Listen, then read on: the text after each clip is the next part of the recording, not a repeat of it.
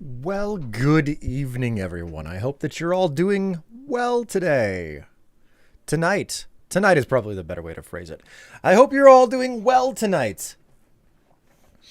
It is of course a late evening on a Sunday, and we're here to just enjoy a little bit of web fishing. Just a bit of web fishing. Not too much web fishing. I don't know how long we'll go. Maybe an hour, maybe two. Who knows? What I know is that we've got other people hanging out here to enjoy playing the game with. Hello, Zoe. Greetings. Man. Okay, so I'm not gonna stand on ceremony. I'm gonna hop into voice chat. Hello. Hello. Hello. Hello. Hello. How you doing? You're present. You're actually here. I mean, that's a philosophical question. I don't think I'm equipped to answer. Anyways. Turn that. Hi. Greetings.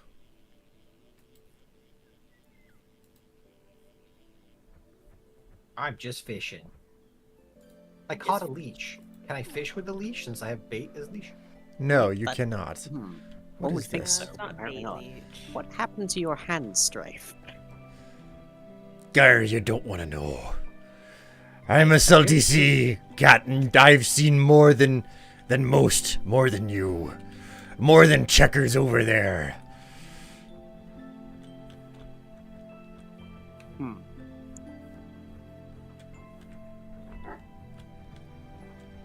There's a reason I don't go out on boats no more. It's because the Fishing Association banned you, isn't it? No. The fish actually banned Will. Oh yeah, that makes as much sense actually.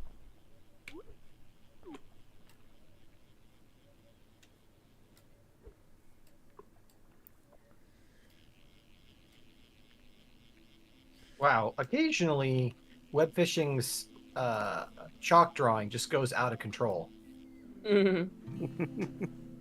But like it's kind of weirdly correct what it did. I don't know.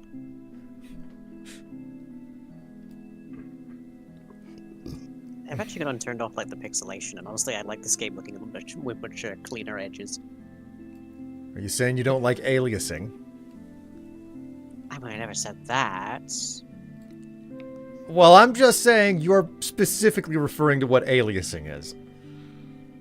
Can I pay channel points to make you play with what the WTF level of aliasing?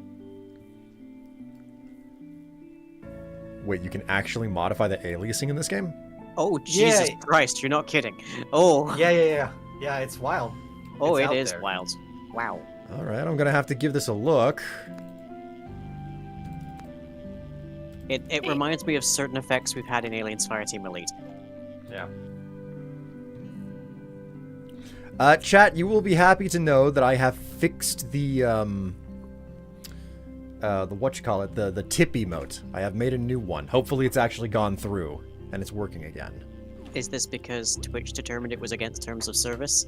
Yeah, so I had to For like however many years? Yep, exactly that. So like viewers figured out that something went wrong with the emote yesterday? Yeah, so yesterday. And I already had an idea for what to use as an alternative, that if Twitch gets rid of it, which people are using in the chat now, then I don't know what the hell. So Maybe it was just that the last one had a trans flag in it. I would believe that. I doubt that that's what it was. No, I'm trans, therefore everything's about me, and anything that remotely like reflects badly upon me is therefore an affront and a hate crime. Right. Okay. Anyway, where is this aliasing feature in the settings? Pixelization in the middle of your menu. Yeah, Pixels. right above Default. griefable and below view distance. WTF pixelization. Confirm and apply. Oh, well, I mean, what more could you want from a Whoa. game? That's Yeah, kind of cool. Everyone knows you don't need more than 4 pixels to define a character. I like But, how I accept this and I apply the pixelation setting, but none of the UI is affected or the text. That's probably for the best. By the way, did you know that these tiny little, like, I don't know if you could see it with all 6 of your pixels, Will, but there's these tiny little circles on the pond. And these are fast catches. Yes, yes. Tev taught me about those whenever I first picked up the game. I learned today. I learned that just now. We've activated full-on retro mode. Yeah, that's right, chat. Settings? No pixelization. Confirm and apply. Wow, that makes so much difference in this game. Yeah. Like, it's still aliased, but it's no longer, like, a huge problem. Because of, like, the resolution of my monitor, at least. Well, I think it's kind of funny that, like, if you walk around with that high pixelization, like, it feels very strange and wrong. Yes. It feels very similar to the 4D Minecraft. Yeah. Oh.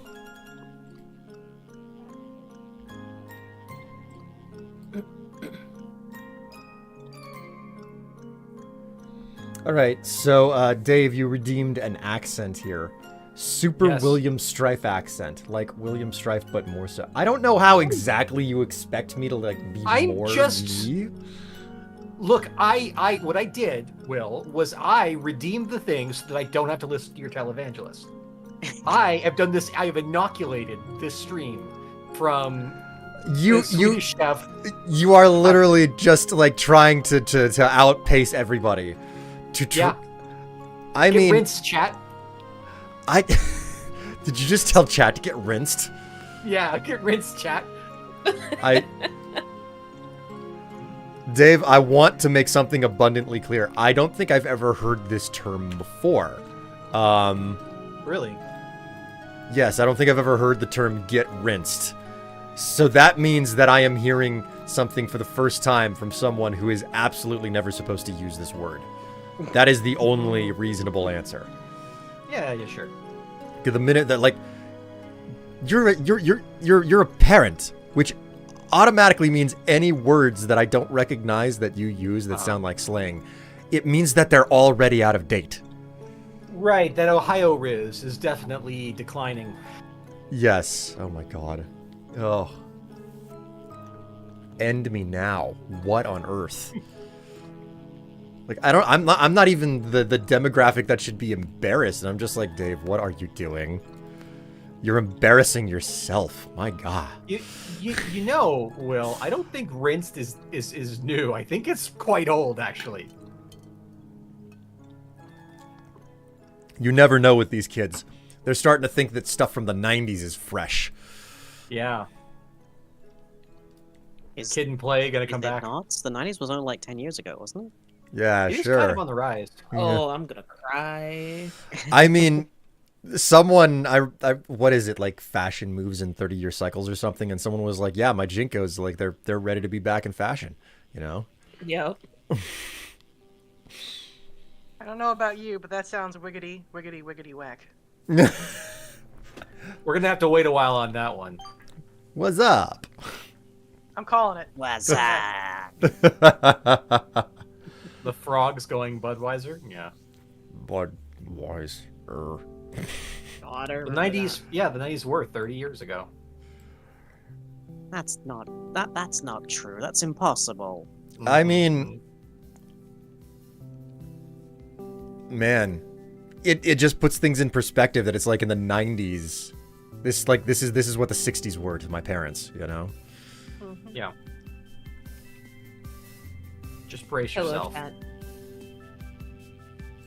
Chat, we're feeling old in the stream tonight. I mean, there's a guy at work who's older than me, and he talks about like the fashion styles that he was wearing as a kid in the 70s and whatnot, and how he's so happy that he's past it. And I just remember having this moment where I was like, the 70s, you were alive back then? And then, like, I didn't say that out loud, obviously, but like that's what was going through my mind, right? Older than me. And he told me about how he was like wearing plaid or checkered pants because that was like the in thing back then. And I was like, man, why did we never circle back around to that? It would be nice to have something that's not denim. Just not denim. Could we do that for a change? No, You joke's look on good in you. I checkered wear, pants. yeah, like I wear plaid pants, leggings all the time. This is my big problem with like the plaid stuff. It's impossible to not be called a grandpa whenever you put that stuff on. Oh, I I'm like- acknowledge that. Why is it that it never went back into style for young people? That's more or less what my question is, you know? See, I never got that, but like I style the plaid with like very gothy or sort of like punk adjacent stuff, so people just look at it and go, "Oh, okay, it's pretty cool." Actually, come to think of it, what's the name for like? It's not really plaid, but it's just like you have a grid pattern. Flannel. Checker. Like it's not even it's just a straight up lined grid on. Tartan? Cloth. Is that what you're describing? Is that tartan? I don't actually know. If it's not flannel or like checkered, then it is tartan. Is the only other thing I know of that could be what you're describing.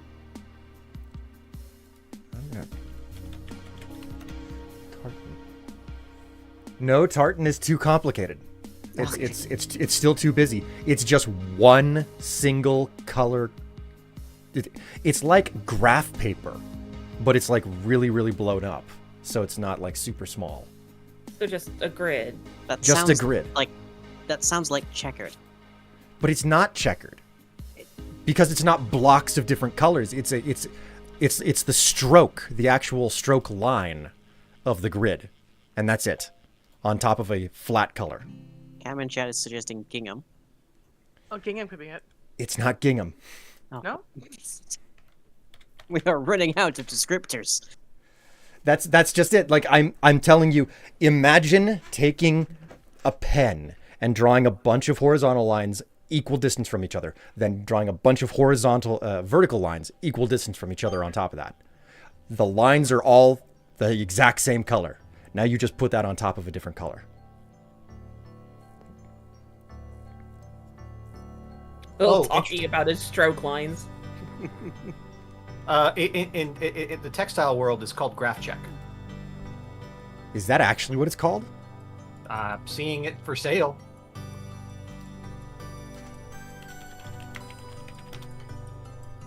Graph check. Yeah, that's it. That's it. I've never had a freaking name for that.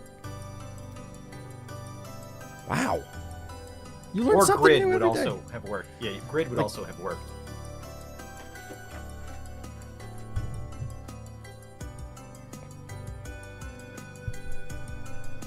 But yeah, that's basically what's on golf pants that old men wear. And I'm just like, You're an why old can't? man. Yeah, and I'm like, when are you gonna dress up as like a '70s swinger for your chat? well, first I have to get a chest toupee to make it work. Whoa! Some of my hair. Oh my god, I can see that from here. I can't even see it. All I see is just like an extremely blown up texture. Anna, you leave the lake for 1 second. Why are you like Oh, that this? was huge. I have a screenshot. Hold on. I caught 2 separate whales earlier today, and I couldn't actually zoom out far enough to have them on the screen. Yep.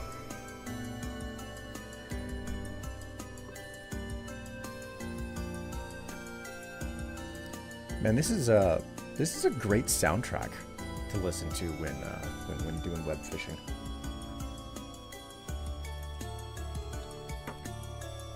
It is the wondrous sounds of Nibble. Hello. what you Hello, call hello. it?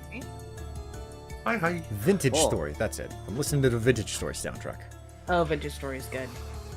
It's a fantastic game. That fight sounded so familiar. I was like, huh.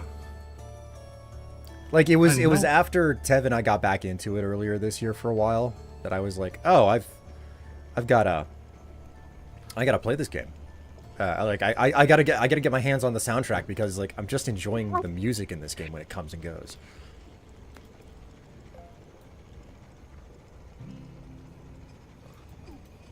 I don't know. Are there any Minecraft likes that you guys just really got into at some point? Does Factorio count? No, I specifically mean a game that is extremely voxel driven. Like 7 Days hardly counts as one because it's not super voxel driven anymore. So Dragon Quest Builders. Yeah. Yeah, that's a lot of fun. I got into that one. And I know Sue got really into Dragon Quest Builders 2, which was the better game in my opinion. I remember hearing about these. I don't think I ever played either of them. Dragon Quest, they're great. Yeah, I'm actually going through a playthrough of Dragon Quest Builders 2. You know, just off stream messing around. It's a lot of fun. Like the customization and all the rooms that you can create and build. Like it's really neat. Lying, you just pulled an entire well out of your ass. What on earth? Why is this surprising to you? Well. You've known me long enough. I'm still confused. Still confused.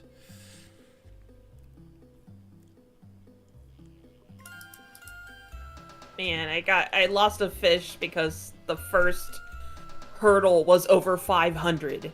Jesus. My God. Even with all That's your spicy. upgrades, that's pretty freaking brutal. Yeah, so I spent all of my money on the next rod speed upgrade. The 5,000 one? Yeah. Yeah, those, I mean, things get freaking expensive super fast in this game. Yeah, but you also get more expensive fish to sell, so it evens out. Yeah, it does. You're entirely right about that. My bonans are complete. They've been cooked. Cooked Bonan for Bonan God. You know, going back to textiles for a minute, I really like pinstripe. Yes. I will always remember pinstripe because I think it was the only type of suit that my father had. Like we habitually went to church whenever I was a child. And I just remember him always wearing that pinstripe suit.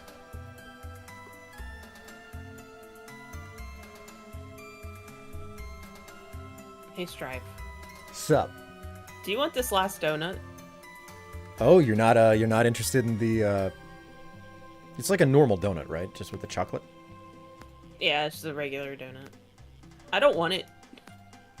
Okay. Can I have I'll it? come grab it.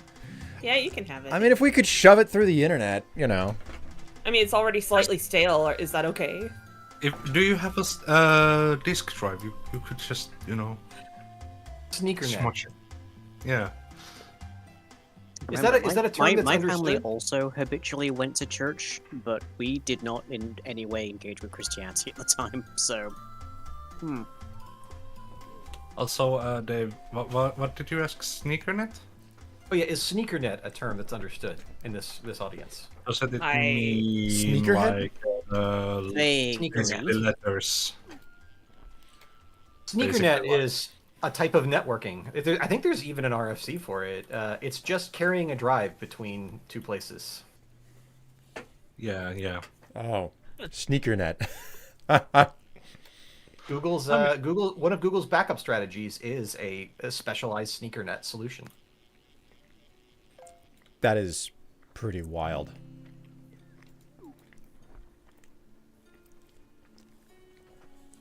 I mean, Are you just alone on the pier over there? Yeah. Okay. You look very cozy. I didn't want to disturb you too much. Don't Goggles disturb has her. a gingham blanket over there to sit on. I'm like, how do I get one of those? Why is my ass so dusty and cold? Well, I think that Goggles is doing like the wistful like gothic lady on the end of a pier type thing, you know? Just I'm just waiting gazing for out into the... the sea. Mm-hmm. Was it like the normal day in a high school boy's life where there was this river girl that tried to live like the dream of her own story, a romantic one where random guy just comes and talks to her the right words? Isn't that just When the she's- story of King Arthur and the sword? basically. You can't wield extreme executive power just because some watery tart threw a sword at you, okay? Excuse you. Watery tarts? No. Watery bints? Yes. Will, I feel like your accent has expired, but you're still doing it. I mean, I'm super dedicated to the bit. What can I say? I set that up a long time ago. I'm happy about this. You got your value out of it? Oh my god, so much value. That's worth a squat and a hot dog. That's like comparable to a squat and a hot dog costume. When I was wearing the hot dog costume this weekend, I told Tev that she should dress up as a Pepsi and we should carry a $1.50 sign. So you'd be like Costco? Yeah, the Costco hot dog and drink. Wow. Or the cheapest threesome in the entire world. Oh boy. I don't... Are there ladies of the night that go for that little? If so, they should have more self-respect. I think that Will that in that case Will and Ted would be listing their own price, but yeah.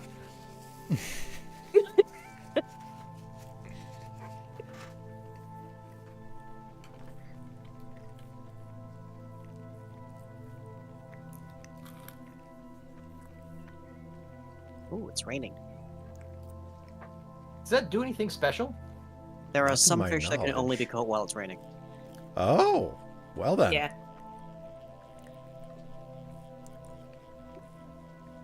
I noticed also like fishes bite a lot better when it's raining. Mm. Which is ironic because that's the exact opposite of how things tend to work whenever it rains when you're fishing. Is that true? Fish tend to bite way less frequently when it rains just because there's a lot more food in the water, so your lure is competing with a lot.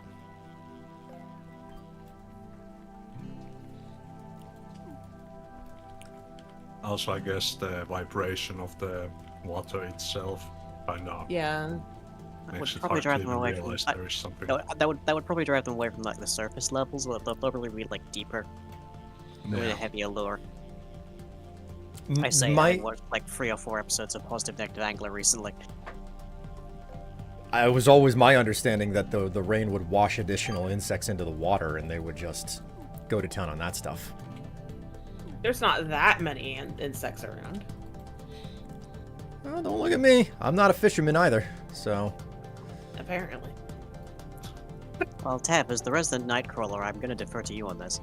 Fucking hell. I mean, I'm not a professional. I'm an enthusiast.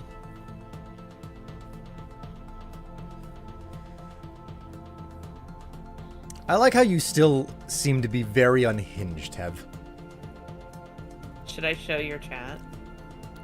Your entire, like, character. I can see you. You're on the far left side of my screen. Well, yeah. But they can't see me.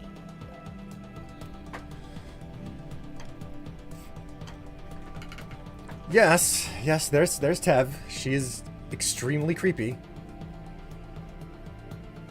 And smoke. How are you holding that cigarette between your teeth and not just like... It's called... Yeah, it's teeth, babe. It stays. It's Yeah, fine. but how are you holding it between your teeth and not like biting it off? Think it like a toothpick, or if you ignore that brown bit, it's a lollipop sticking between the teeth. Yeah. Ah yes, the 4Kids, the 4Kids dub version. Yeah, exactly. Mm. It's not a cigarette. It's a very uniquely colored toothpick. Come enjoy your jelly donuts. I Yeah. still remember the One Piece 4Kids dub, where there was a character called Smoker, who is Yeah. constantly like smoking entire massive cigars, and they just removed those and had his mouth be gaping open the entire time. And then then there's Sanji as well, the cook, who is also constantly smoking a cigarette.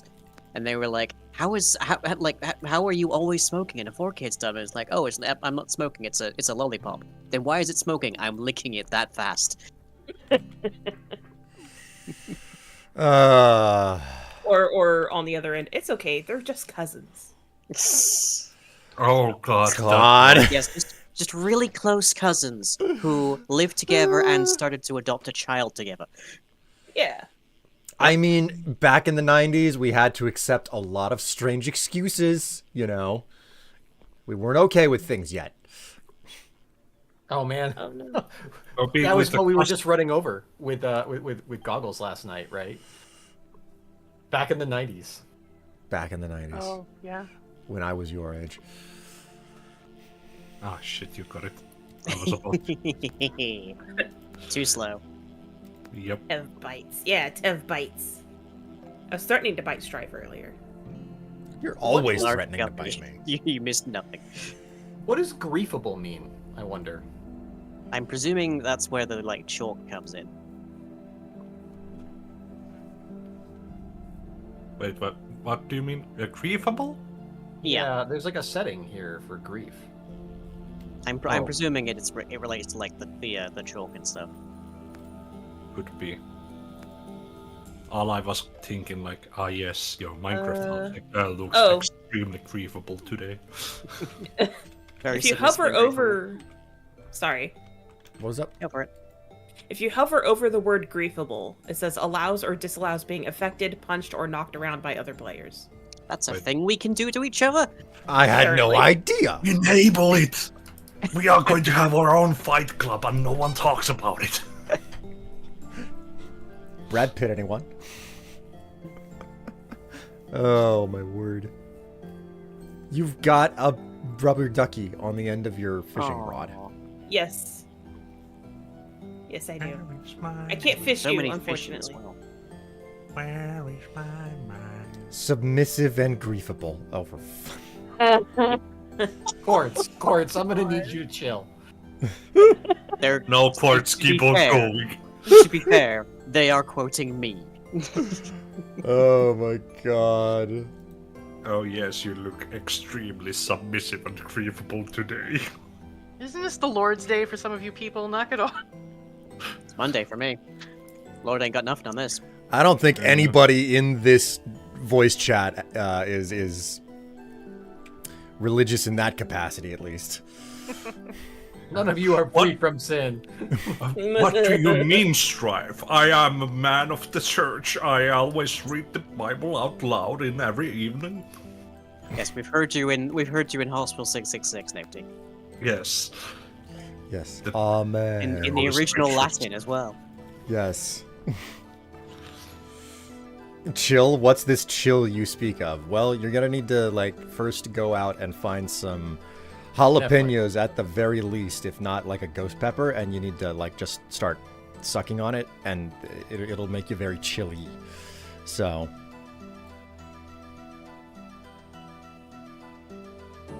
I know, that was a stretch, but hey. We believe in it. Any lord out there has turned their back on this chat. We are outside of their eyes. And if they dare show their face again, I will consume them. Wow, going real Eldritch style there. Yeah. And that is a threat. Oh, but Eldritch style.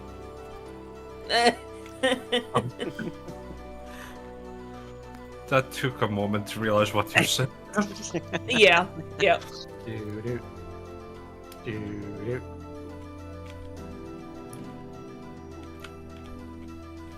Me just being unassuming. Ah! Wait, did you You bought the boxing gloves, I see. Ah! No, no, Dave! No, nope. Great. Catch me. You leave the lake for 5 seconds. Suddenly there's a fight club going on. Grief. Can't catch me.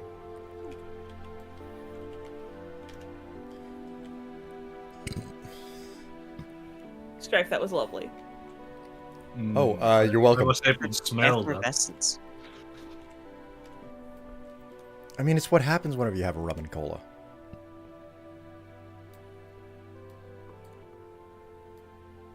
Like your face. So, what is the maximum player limit for a Stardew Valley game? I think it's 4, isn't it? 4, but you can mod it higher. Technically, yeah. Okay. Basically, it's really easy. You just need to go and config one file, edit the values, and that's it. Really? It's just like Yeah. max player count number. Yep. That could be fun. Of course, it will get a bit quirky, but to be honest, it gets quirky with the 4 players also, so... I mean, I'm just thinking about all of the games that I haven't played either in a long time or at all, for that matter, you know? Like, what is it? The game My Time at Portia, I believe? I picked that up for cheap so long ago, and I think it was early access, and I was like, I don't have time for this right now, but, you know, at some point I'll actually open it up. And now they've got, like, their sequel and everything, and I think they're working on a 3rd one now.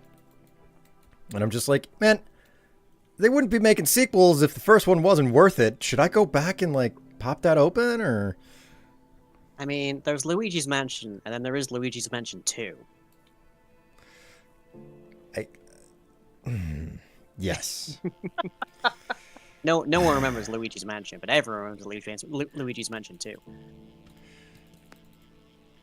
Luigi's Mansion. There was, Come on. yeah. I swear. On this Christian stream? More frequently than you may imagine. No! You good there, Dave? Ah! The answer to that would absolutely be no. Seems it. You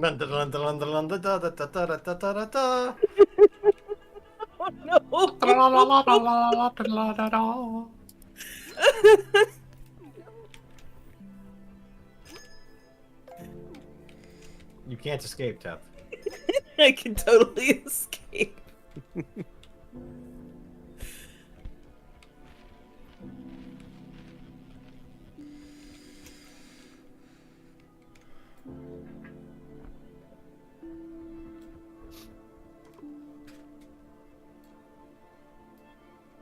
My Time at Portia is an interesting Stardew-like game, but certainly doesn't have any of the multiplayer. The second one, Sandrock, however, does have multiplayer built in. Oh, okay. I can hear you absolutely falling apart there, Tev. What is going on? My glove! Ah! No! You got reinforcements! Oh, I see. Nipty's substance abusing now. Sounds like there's a real, like, throwdown happening elsewhere on the aisle that I don't know about. Love watching Dave get their comeuppance. What do you mean? What do you mean? What does that even mean? Can I stop going in the river now? Bully! Sorry, L. Okay, but I'm in the river a lot now. Oh, you punched me off the rock!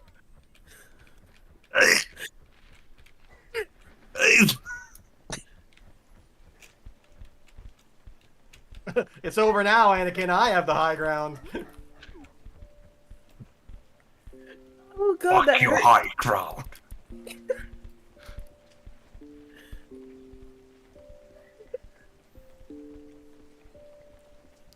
This is high quality entertainment while you're fishing.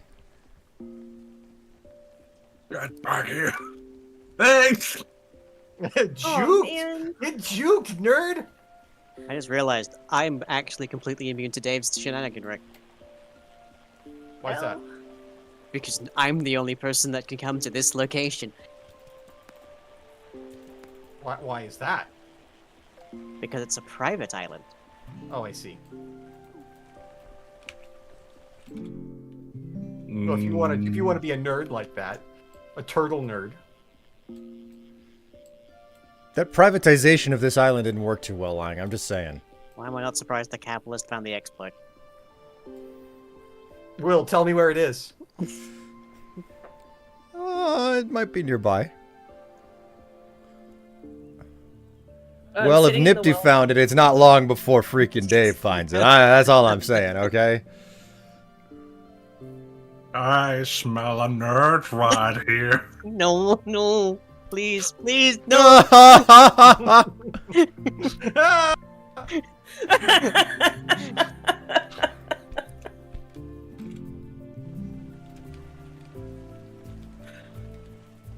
Oh my god. Exponentially better. Now that you can punch your friends off of the island, things have gotten 10 times better. Or worse, depending on your perspective. Worse? How could things be worse? Don't say that, they'll make it. Oh, I know. Are you having fun there, Tev? Yes, yes, I am. Okay. O Tev of the Well, what is thy wisdom? Papa. Well, okay, now that Dave said something, the only thing that's coming to mind is Skibbity, because they're associated with that now. God, Skibbity. That is just... I don't even know what to freaking say about that word. It is so bizarre to me. You so skippity. I don't know, kids. Like, we gotta get real Skibbity Riz up in here, okay? I could just That, be like, you should not mix those words, okay? Don't the mix them. wisdom. No. Wisdom. Like, it's Skibbity Riz, okay? It's, Strife, I feel like chat needs to see this. Where Real are you? wisdom. It is quite a sight. The wisdom is I Where can are make you? my own bubbles. It's my own personal hot tub. Oh.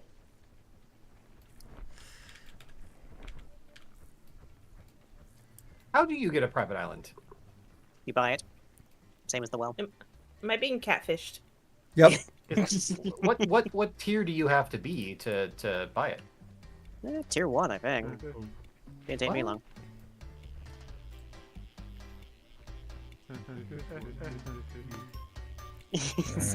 Alright. What have I got? What have I fished out of the Tev? Pardon? Tapeworms. Hair lice. Okay, cool. Oh. Dang. Have you lost something in the Tev recently? No.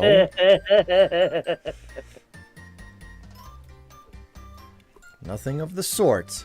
I promise. Are you absolutely certain? Ah. I'm hopeful Maybe that I I know can- what I'm talking about.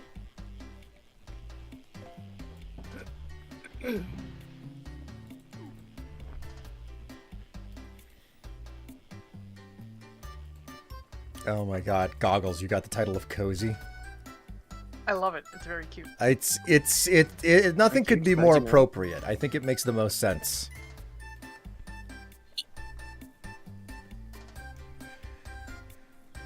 Oh, I see. Hey, Lion. Yes. No. No. No! How dare.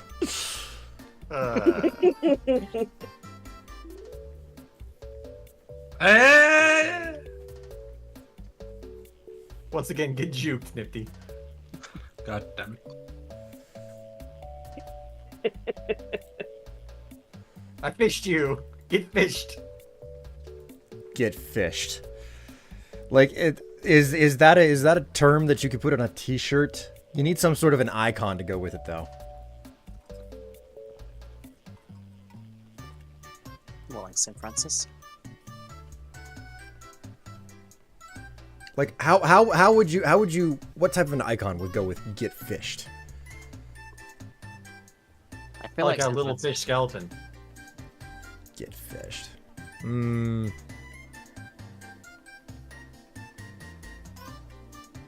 Oh no, Thank Saint you, Andrew is Nippy. the patron saint of fishermen, so it would be Saint Andrew. St. Andrew. Never heard of him before. He's also the patron saint of Scotland and Russia somehow. Help. That is Are you just kidding me? that's against the rules. Okay.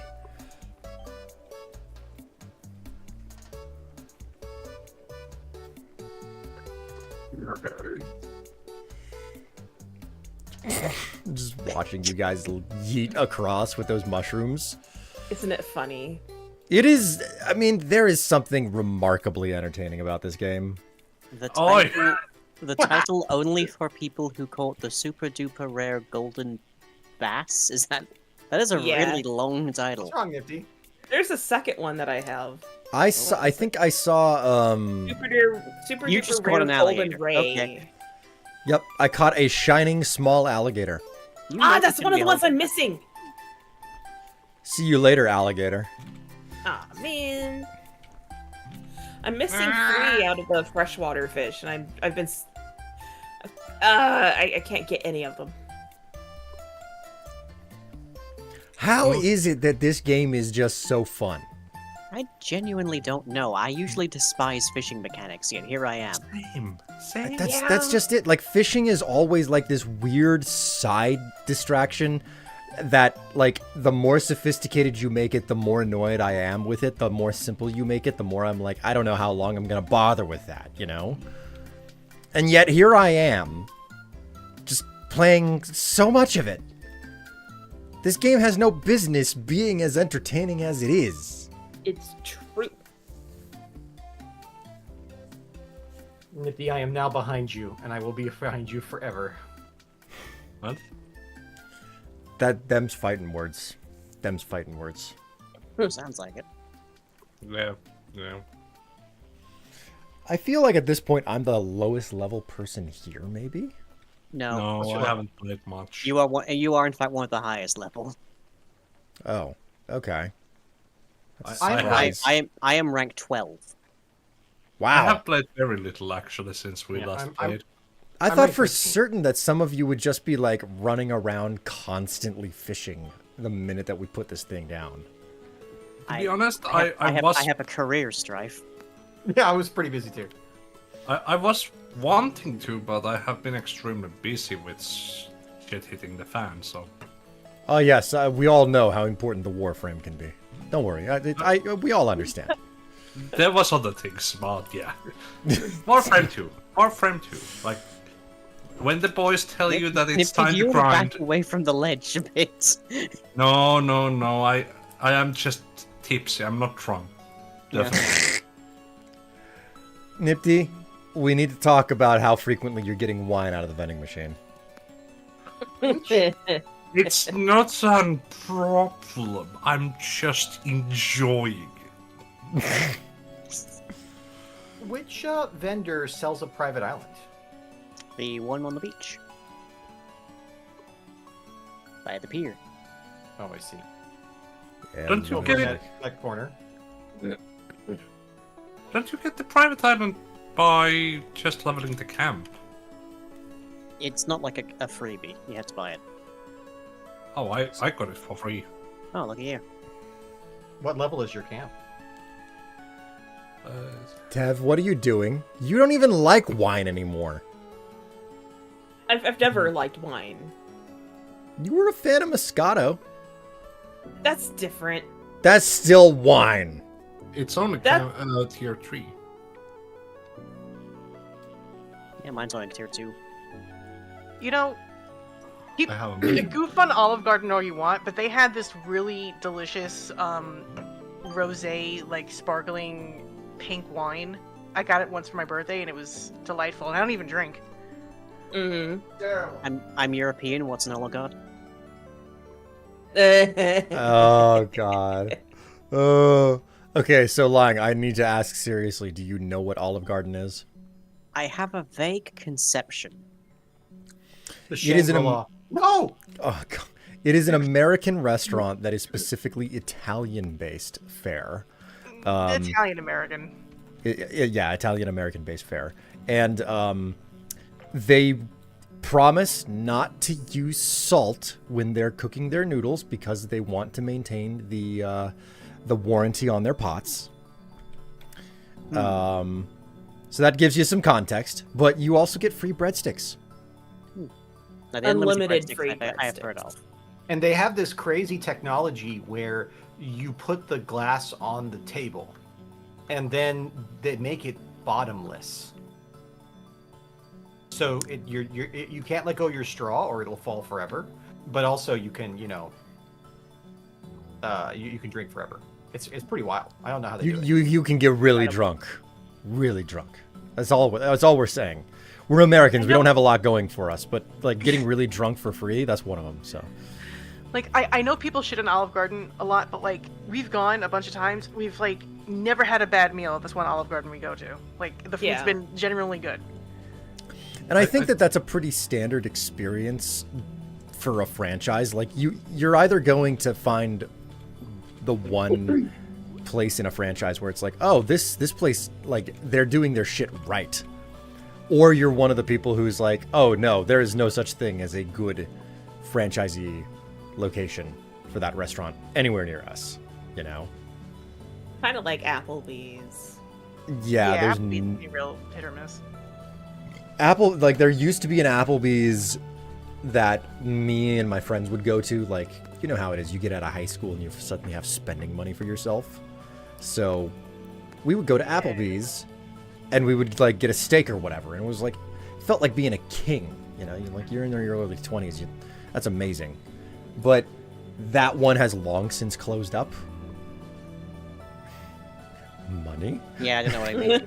Oh, Yeah, the only Applebee's left in our area is sucks. yeah, it's unfortunate. I'm But- a little miffed. We moved back to my hometown, and in the time that I was away, let's see, the McDonald's here closed, the Starbucks here closed, the Burger King here closed, the Domino's Pizza doesn't even like do 24/7 delivery. Like, so many of the big names have just disappeared from the high street. Yeah. My Very word. upset if Starbucks disappeared. There is an interesting story behind that. So like we had my sister and my brother-in-law over last night, right? And my sister was talking about how she has been extremely hipster about her coffee for a very long time.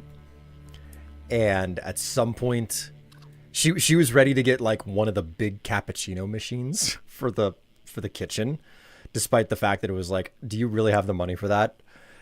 And she had to stop and check herself. And she was like, what are you about to do? You need to change your whole attitude about what you're doing. And she got herself an espresso instead.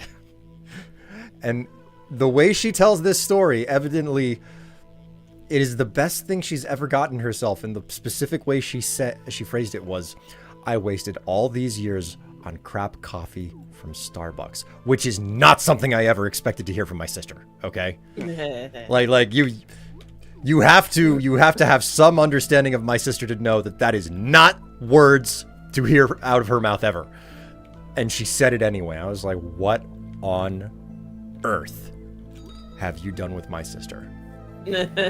Who the fuck are you? Exactly. Like, I'm not really like a coffee drinker though. Like, I just like the holiday flavors or the seasonal flavors. So that's really what I go to Starbucks for. Like, I go for the peppermint, I go for the pumpkin spice because I'm a basic bitch, and I just, I enjoy those flavors and I have a good time. I do wonder to myself how I could get.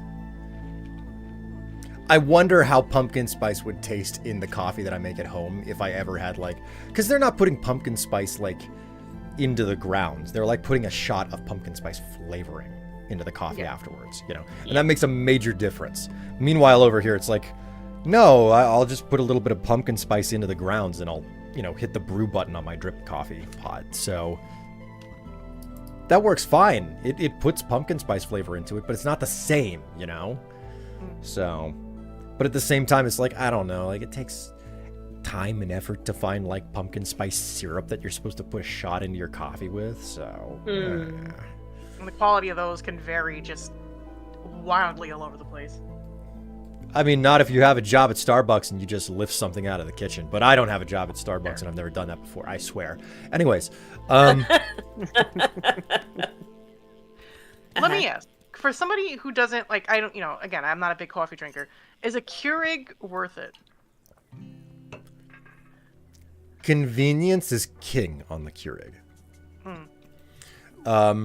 Depending on your attitude about the environment, Keurig is a very big... There's a big amount of waste involved. Yeah. You can get recyclable Keurig cups, but cleaning them out yourself is a bit of a pain. Oh, the reusable ones? Yeah, the reusable ones.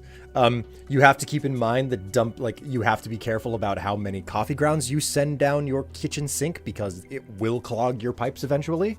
Yeah. So, like, if you're looking for something easy, Keurig is the way to go. But, like everything, it exists on a gradient, you know? Yeah. Like, I don't personally own one, but my mom and dad do.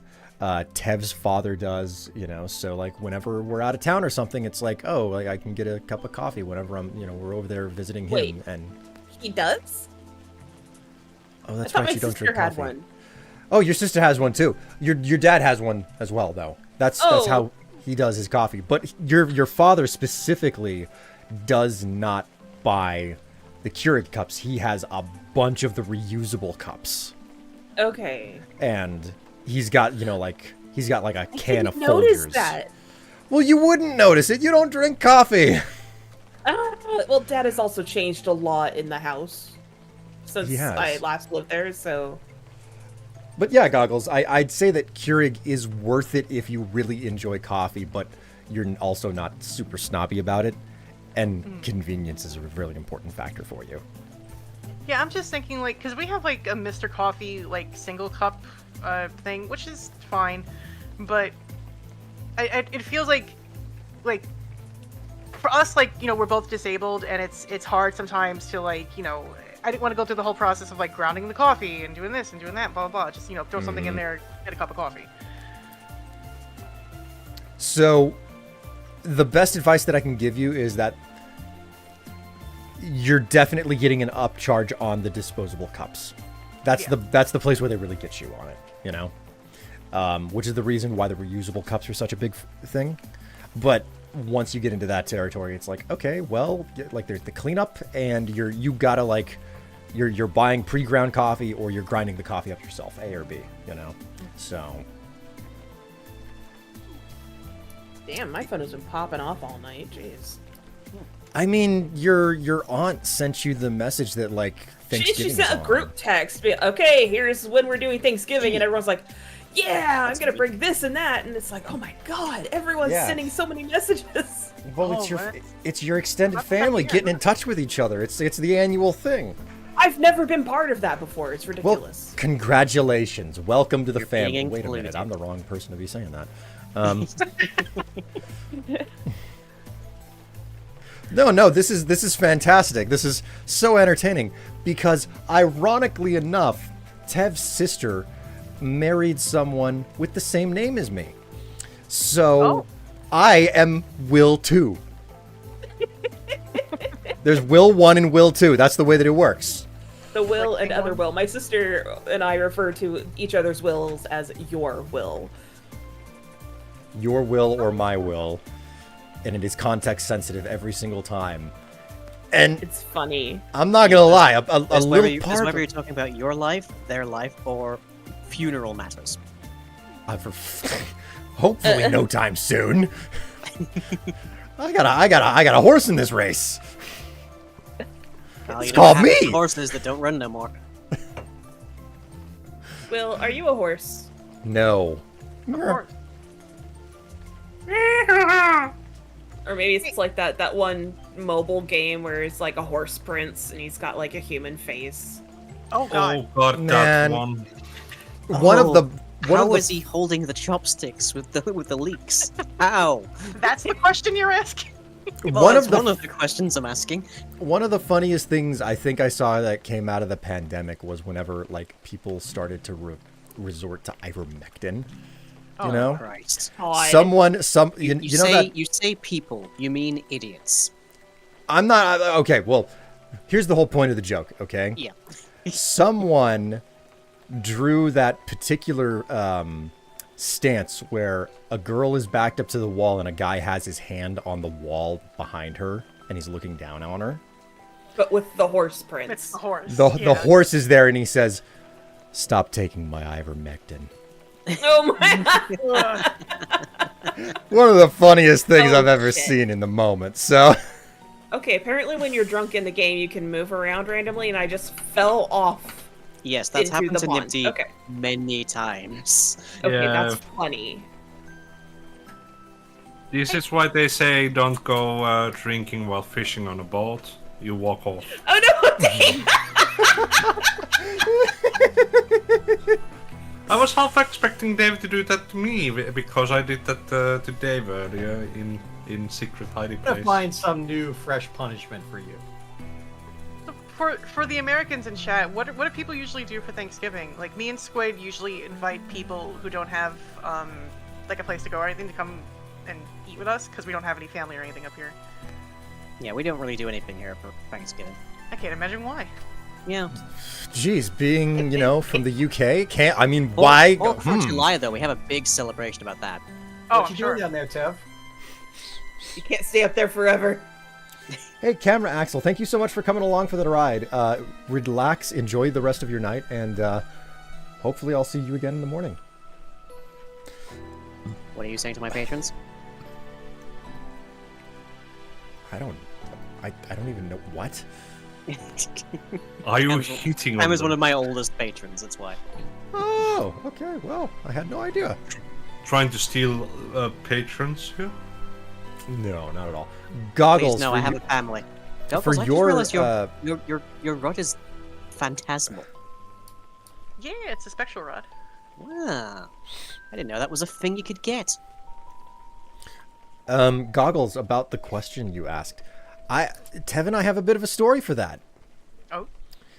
Tev and I moved in together summer of 2019.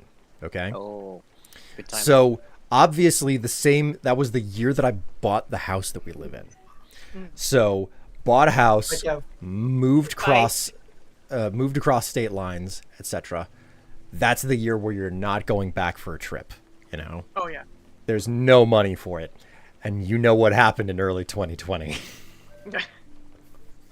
Oh my Sure god. Yeah, so we were just like, oh, we decided to give an experiment to this whole concept of living together, and now we are stuck under the same roof without being able to leave. so talk about many putting the- relationships got tested. So oh my many. god. Oh yeah. Like we had no time to settle into a normal. Welcome to the new norm. And then Now look where we are. well, Yeah, I'm we've getting come a married. ways. Ugh. Tragic. Yeah, the worst of the worst. Imagine that. Monogamy. Wow, only nerds And- get married. In this year of Yeah, 2024, Carlos. you're choosing monogamy. Ugh, how gauche. It's just a very exclusive polycule. For God's sake. It's taken us until... What is this going to do? Is this going to be the third year we go for Thanksgiving with your family? Yeah. Okay, yeah. So we had at least 2-3 years there where it was just us making... And cats. Well, yeah, us and the cats. And one of those times around, we did not have luck making Thanksgiving dinner. Oh no. Can I ask what happened? It was a corned beef, I believe. It was either corned beef or Oh. roast beef, and somehow it came out as a bouncing Betty. Oh no. I don't know how. It was a slow cooker too. That's what makes no sense. That's so weird. Like we both looked at it, was like, how did this turn out this way? It's never done this before. Yeah, it was just a rubber piece of bullshit. That's what it was. Oh, that sucks. Yeah. We was do the in a- corned beef for St. Patrick's Day, so we just get the corned beef, the carrots, the potatoes, all that, just throw it in the slow cooker, and then have a delightful dinner later. Like I don't know how. What happened with your slow cooker?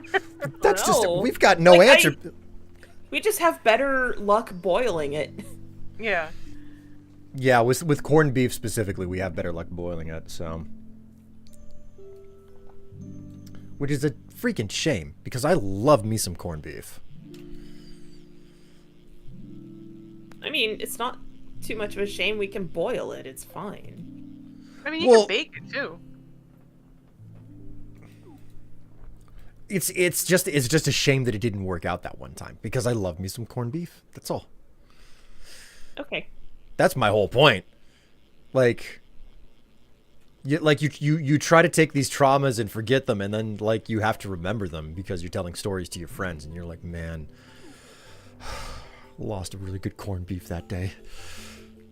Well, when it was just the two of yous, like, what did you make like the full spread of Thanksgiving stuff, or you just kind of pare it down? We tried to like do, I think, up to 3 sides, and of course, like, the whole plan was, oh, like we're gonna be eating this for like leftovers for most of the week, so at least we don't have to think about dinners for a while.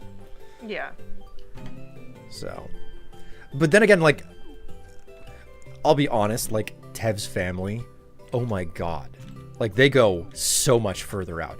Like, the way that it's worked for me, because I'm a transplant. I'm a transplant from the north to the south of the United States.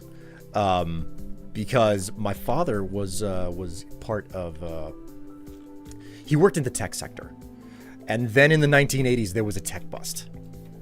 And he was only able to find work basically on the other side of the country. And it forced him to uproot the family and move everybody down to the south. So all of my extended family lives in Minnesota. I was damn near a Canadian citizen. I was born so far north. So that meant for all of my life, I have never had like, oh, it's Thanksgiving with the family, because there was never any money or time to be able to take like a 2-day trip across the USA with a bunch of kids. So, oh my God, yeah. Like, what constituted Thanksgiving and what I'm used to is like very subdued compared to like the stories and what I'm experiencing now whenever we go visit Tev's family during Thanksgiving. That is a whole different freaking ball game. It is insanity to me. Yeah, and part of it is like all the ladies in my family have the exact same laugh. So once we all get going, oh my god, it's so freaking weird. And like, I've told the story before, but sitting at a table and watching you and your sister talk to each other is just a freaking bizarre experience. It's entertaining at the same time. It's just like, I am somehow watching two versions of my wife talk. So my partner Fuzz has a very small family, like to the extent of more or less their mother is the last relative they have. Oh man, very small family. I, on the other hand, am Irish English, so there are so many of us, to the extent where I think like 80% of my family I've just been told are cousins because it's easier than trying to work out what they actually are. Yeah. So it was an adjustment for Fuzz when they started being invited to our family like get-togethers for Christmas and stuff. Because there's just suddenly, yes, now I know why you're the way you are, many times over.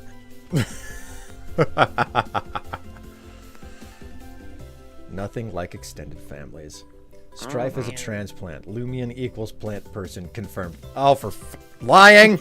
It's funny. God, another stupid sunfish. I'm so sick of these fools.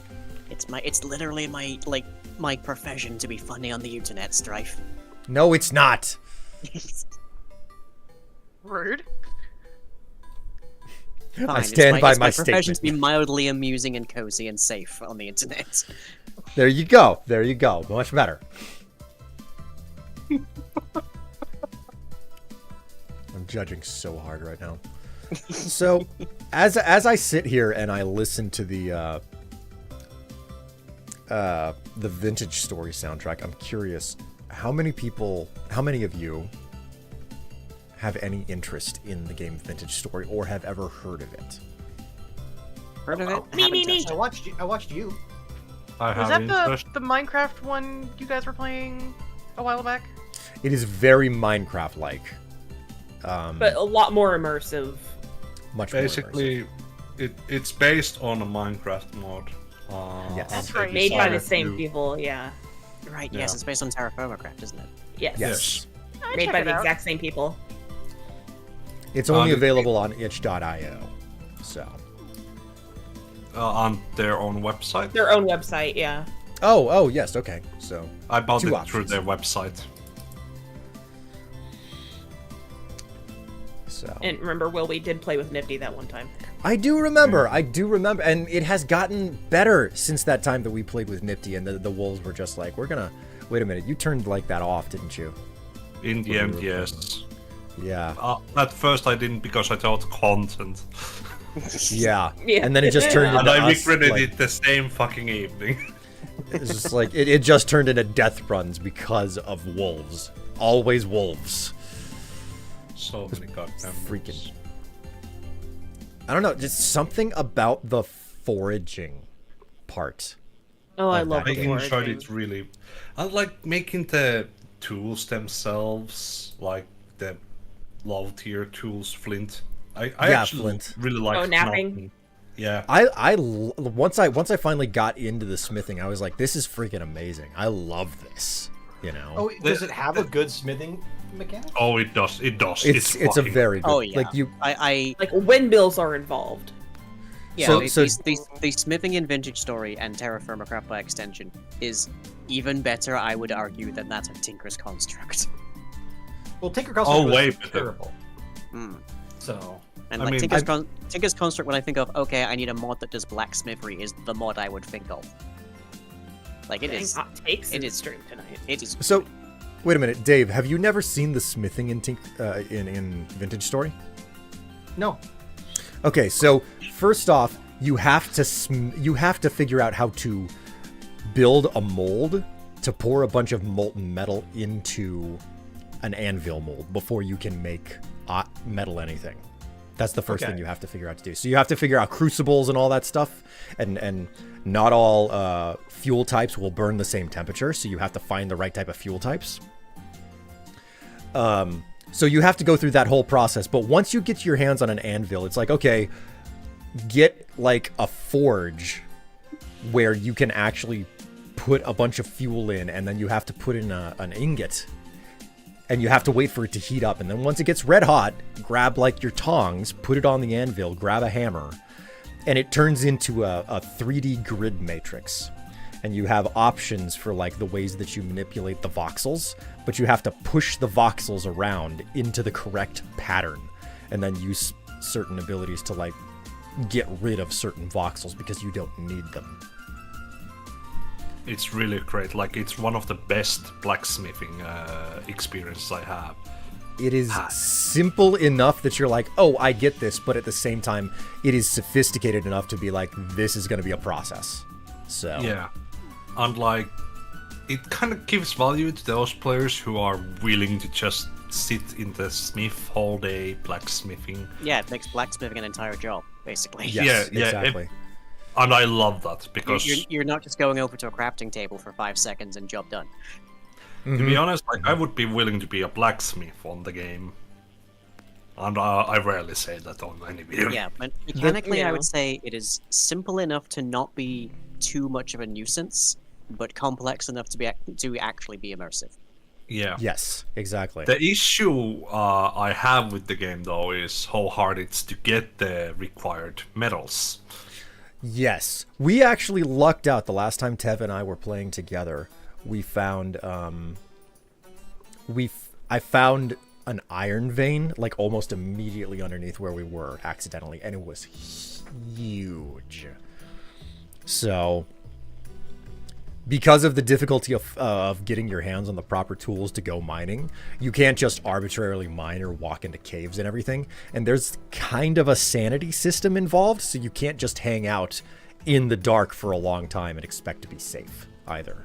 So, And depending on if you have, how you do the settings of the world, like there are mobs that will spawn in the dark, and they can Yes. attack you. Yeah, So- to be honest, they are annoying as hell because they keep Yeah. tossing stones and all are so fast that you cannot really deal with them. Yeah, and that's why I always turn them to peaceful, because I don't want to deal with them. we actually had a whole lot of fun the last time we played the game because you set it to peaceful. Yeah. To be honest, I do think the game needs to be played on peaceful because there is so many rough edges on the not peaceful. See, I like playing yeah. not peaceful because I am a wuss. I mean, Goggles, you talk about like loving making like gardens and whatnot. I think that Vintage Story would really appeal to you because a lot of the game is just like, how the hell are you gonna survive? It keeps track of the different types of foods you're eating for how nourished you You have to are. manage your actual diet, your vitamins, Yeah. and everything. Yeah, and then you need to actually build a proper cold storage on wax ceiling for the storage so it lasts longer. It actually gets molten if you don't properly store it. Yeah, So do you they're- have they're- to have That's like not a really a root loss cellar? on. Sorry, what? No, I'm sorry. Go ahead.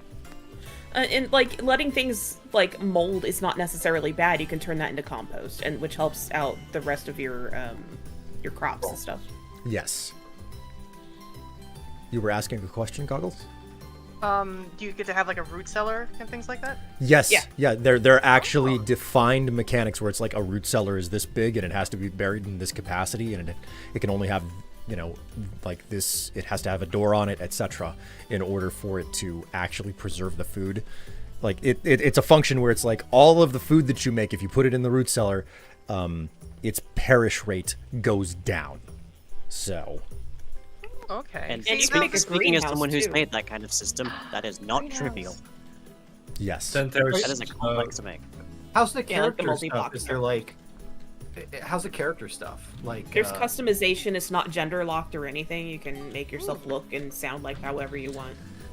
yeah. is there like Sort a of. notion of class or specialization? There is. You can There's- choose to be a tailor or a blacksmith or something like that because it is possible to make different types of clothing. You have to be worried about clothing because this game has seasons built into it.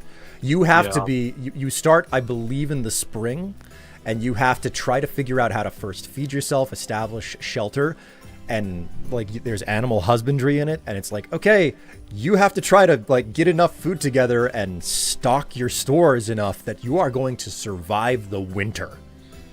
Well, That is the biggest it's still a big challenge. game for me. And your clothes also have a durability on them, so you have to keep them up as well. Yeah, and it goes fast down. So if you are not tailor oriented, you will be having a bit rough time. Best Yeah. part of it, in my opinion, there's actual pot stills and fermenting and distilling in the game. Yes, you can Yeah. get drunk off of it. It's so great. Like I remember I was going out on these ventures and I was like, okay, I'm gonna take a couple of stews with me and I'm gonna take a hip flask with a bunch of mead in it. And it's like the mead gives you a little bit of food because you know it's mead, but it'll also make your viewpoint a little bit like wobbly. Like I do something I remember that. really. Oh, sorry. Keep going, Goggles. I keep interrupting you. I'm so sorry. Please go ahead. No, we're in the same brain cell. Talk. No, I was just gonna say, like, I remember watching one of your streams, Will, and like seeing how everything kind of got blurry when you guys were doing the drink. Oh yeah. It's fun. That shader is a lot of fun. It makes the world wiggly. But one thing I really enjoyed about playing was the leatherworking. Now that's one I never got into. Yeah, I have never tried that out. I want to try it out. Like But, you're storing like pelts and stuff into the like barrels for months and stuff. It's pretty cool. Oh, so okay, that sounds interesting. Like tanning leather basically. Yeah, you have to make like actual chemical barrels of the tanning liquid, like acid stuff that you use. So I mean, realize I sorry. realize this is going to be the most stereotypical possible question that I could possibly me personally ask, but what are the automation options like in that game? So one of the primary automation functions that you have available to you is basic medieval mechanism.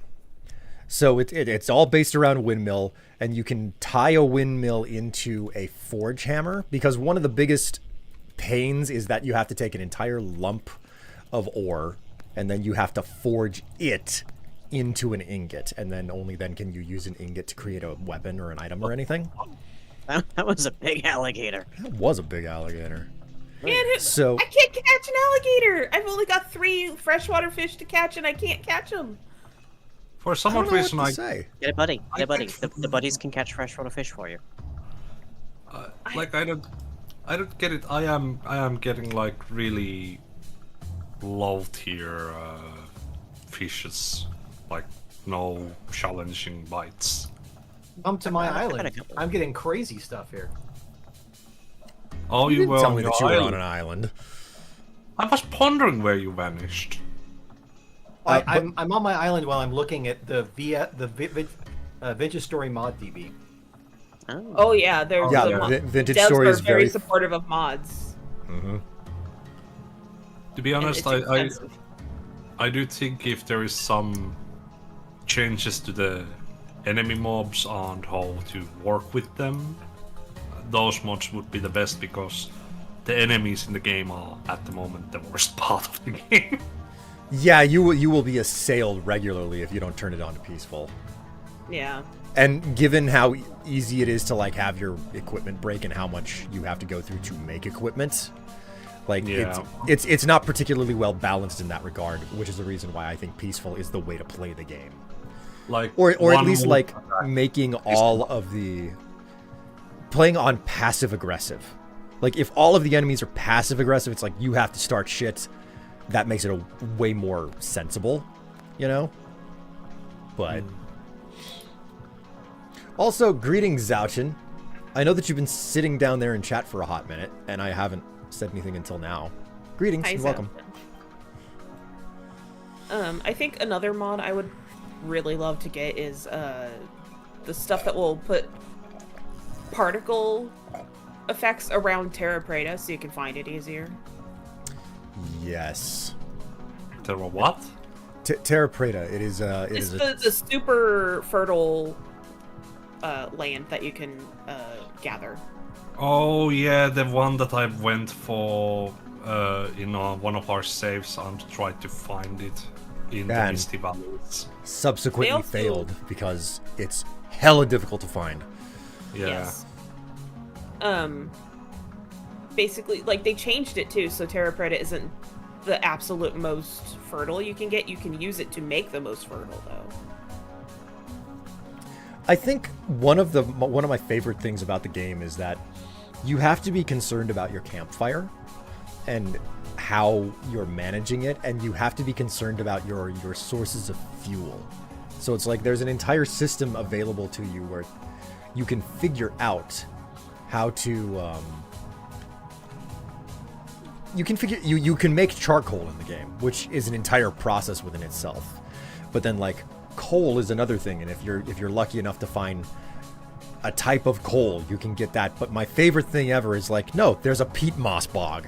Just dig up a bunch of peat, and that's what you're going to turn into your campfire that you stay warm at. Yeah. and Something is about really that is easy to make. amazingly fun. That and the fact that you can just drop an entire freaking... You can stack the wood outside of your house. I don't know why, but the prospect of like stacking wood outside of your house instead of like dumping it all in a chest, that's freaking amazing. Dave, can you drop that in the group server? Yes. Yeah, I can't click on that. Yeah, that needs Just a bit a of lot. change. This is like such great work. Whoever did this they're on point. Chemistry. Oh, it's low grade alchemy. Oh, Yeah. okay. Color me intrigued. That is. There's Love me actually some a alchemy. whole. There's several mods based off of that too, and apparently this like it that you have to add other mods to incorporate it. So you can like there's one chemistry lib that will and alchemistry those will add other processes to normal things that you would do in the game. Then there's also a potions mod if you want to keep this crafting system. Like you can, like they wanted to make it so you could add it into like a spice or give an alternative path for specific things. That's such a cool idea. Like Minecraft mods, they're always so land grabby, right? They're like, oh, get in here, and I did this massive rewrite, and I wrote an API. I'm sure someone would care about a little bit, right? Did you just give me a green screen line? Yes. This game is the best game ever. It has a freaking green screen. Oh, I've This would have meaning been to get so helpful when making the thumbnail for YouTube. By the way, hello everybody who's not watching on YouTube. I can see the view numbers. Hello. Hello. Hi. But like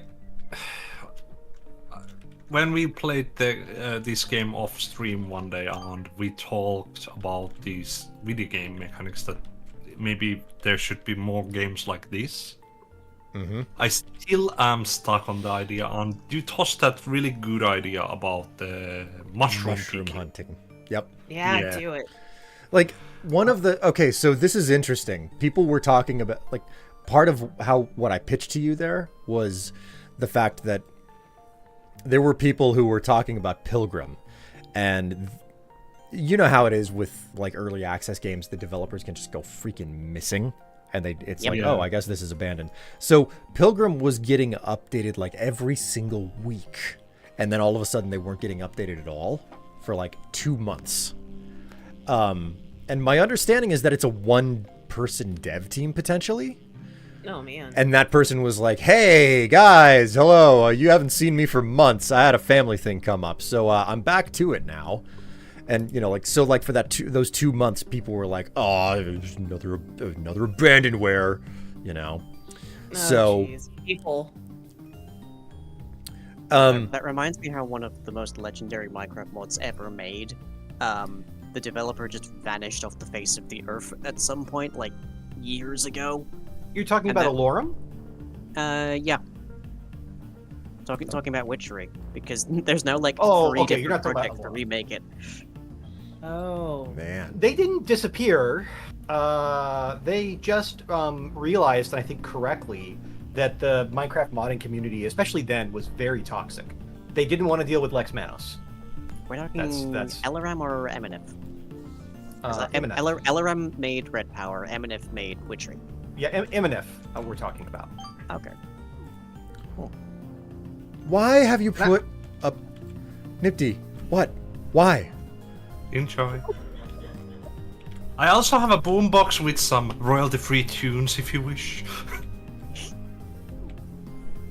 I wanna Now, check the those fun out. the fun thing here, everybody, that I urge you not to abuse, is that the back of the green screen is impassable terrain. So, I'm not saying we should do this, but we totally could wall Strife off. You know, just definitely be careful not to do that. Sansa 5, would enjoy the never. rest of your night. I'm glad to have seen you for the period that we were enjoying the stream. Goodness. What's that sound? Anyway, Right. as I was Right in the saying, toilet. Nipty, like the whole thing about Pilgrim was that, you know, like I get into the whole thing and there are people moaning and groaning about the developer going missing. But amongst all of those reviews that I was seeing for the game, someone made a very big point of like breaking down the fact that the major thing that separates Pilgrim from like Lethal Company is that wagon. The wagon is the major defining point of Pilgrim in contrast to a lot of other like multiplayer horror games. It's the central Yeah. focus of the entire gameplay. Yes, exactly. Which is why I'm like, you know, that's a really good point. Maybe building a game around tending a wagon during an adventure out is what you really need to do, because that's like a centric point. That's a gathering point whenever you go into a multiplayer setting where people can't just run off on their own, you know? It's like, no, Yeah. you have to come back to that wagon. You have to take care of that wagon. That is the major. So if you do a game where it's like mushroom hunting, which I don't know why that came to me, but it's a very cozy concept. Maybe, you know, the idea of having to, you know, drag your mushrooms back to a wagon and then you have to move it to a new location. No, Yeah, look after your pig. Yeah, you have to look after the wagon. You have to be mindful of the fact that your wagon is a vulnerability, but you also super need it. You have to maintain it. It could get stuck, etc. Like so many things that could happen to upend your experience. And how do you do that in a manner where it's like, yeah, it's a cozy game. You don't have to. It's like how do you balance that type of thing? You know. Yeah, that has been the major thing that I have been like thinking, especially because I did want the same style of web fishing, that it doesn't require much. It's just more of a chill, like hangout game. But Yes. It's the Minecraft parkour footage in the background of a TikTok video. Yes. There yeah, you go. yes, Not to terrify somebody there, but yes. the times have changed all the time. So I think we've definitely gotten Dave interested in the vintage story. Yeah, looking at the mods coming into the chat slowly. And then Goggles, you were very clearly like you outright stated, "Oh no, you sold me on the game." So Give No, it, it Dave. sounds fun. I'm like, what just happened? Boxing glove. Oh. Eh. I believe it was Dave at the river with the boxing gloves. I drank one of these high-speed potions. Oh, too. so we Oh, can't man. catch you. I'm uncatchable. It's brutal. No Like, I wonder could I just- couldn't get you. There's total impunity. I'm sorry, you got Goggles, look interrupted out, they're there. heading your way. I'm so sorry. I'm sorry, Goggles, you got interrupted there. What were you fine. I think you It's were gonna in reply. chaos. It's fine. Yeah. No, it's fine. But yeah, no, like, I'm definitely interested. The idea of like being a tailor and greenhousing and growing your own food and all that. That sounds. Oh, that's right. Greenhousing is an entire feature of the game as well. We never got to Yeah, that. it's another multi-block structure. I would not be entirely unfond of being somebody's blacksmith. Man, I But do. No, sorry, keep going. No, it's I think I'm getting at the same point that you are, Tev. It's like with as many of us as we have right here, I'd like to see the way that game plays with 6 people in a group, because Yeah. the biggest challenge you're gonna have is like, where the hell are you gonna get all the food at the very start? You know, Yeah. you could totally make it work before long. We, You know. we, But we what I have the was- makings of an entire RPG village right here. Yeah. We do, True. we do. So And what I was gonna say was, like, considering how many people we would have in the group, more than one blacksmith makes sense. that is true. That is true. There are gonna be some fights about who broke the last hammer, though. Just saying. Just saying. It's Strife. it's So always there Strife. are multiplayer mods that help with food problems early on. That's like specifically what they're meant to do. It's funny. Maybe this is something that we bother with after we finish, because we're due to go back and finish up 7 days. You know, Yep. 1 or 2 more sessions, I think, of 7 days before we're gonna like hit the very end of it, and we're gonna get the last dungeons, and it's like, okay, we're done with that whole experiment. And we've got to move on. And we were previously talking about like Enshrouded, Yes. but there's also Vintage Story, which is a decent option, I believe. Yeah. No, this looks fun. Strife, you got mail. Oh no. I do think we should talk about playtime, because it feels to me like 7 days is amenable to sort of that tightly scoped playtime, and Vintage Story may not be. Yeah. It depends on how long the seasons are in that game. Because you can change how long the year is. Yeah. The season can last for like 7 days or 5 days or however long you want it to last. You could make it last for 30 days, but the days are not short. They're not like 20 minutes like in Minecraft. So, but you can adjust that as well. So, Basically, everything is customizable. I am going to follow Tev's Lead. track there, and I'm going to get myself a refill of all. So you are free to chat. Just remember that you're representing my channel.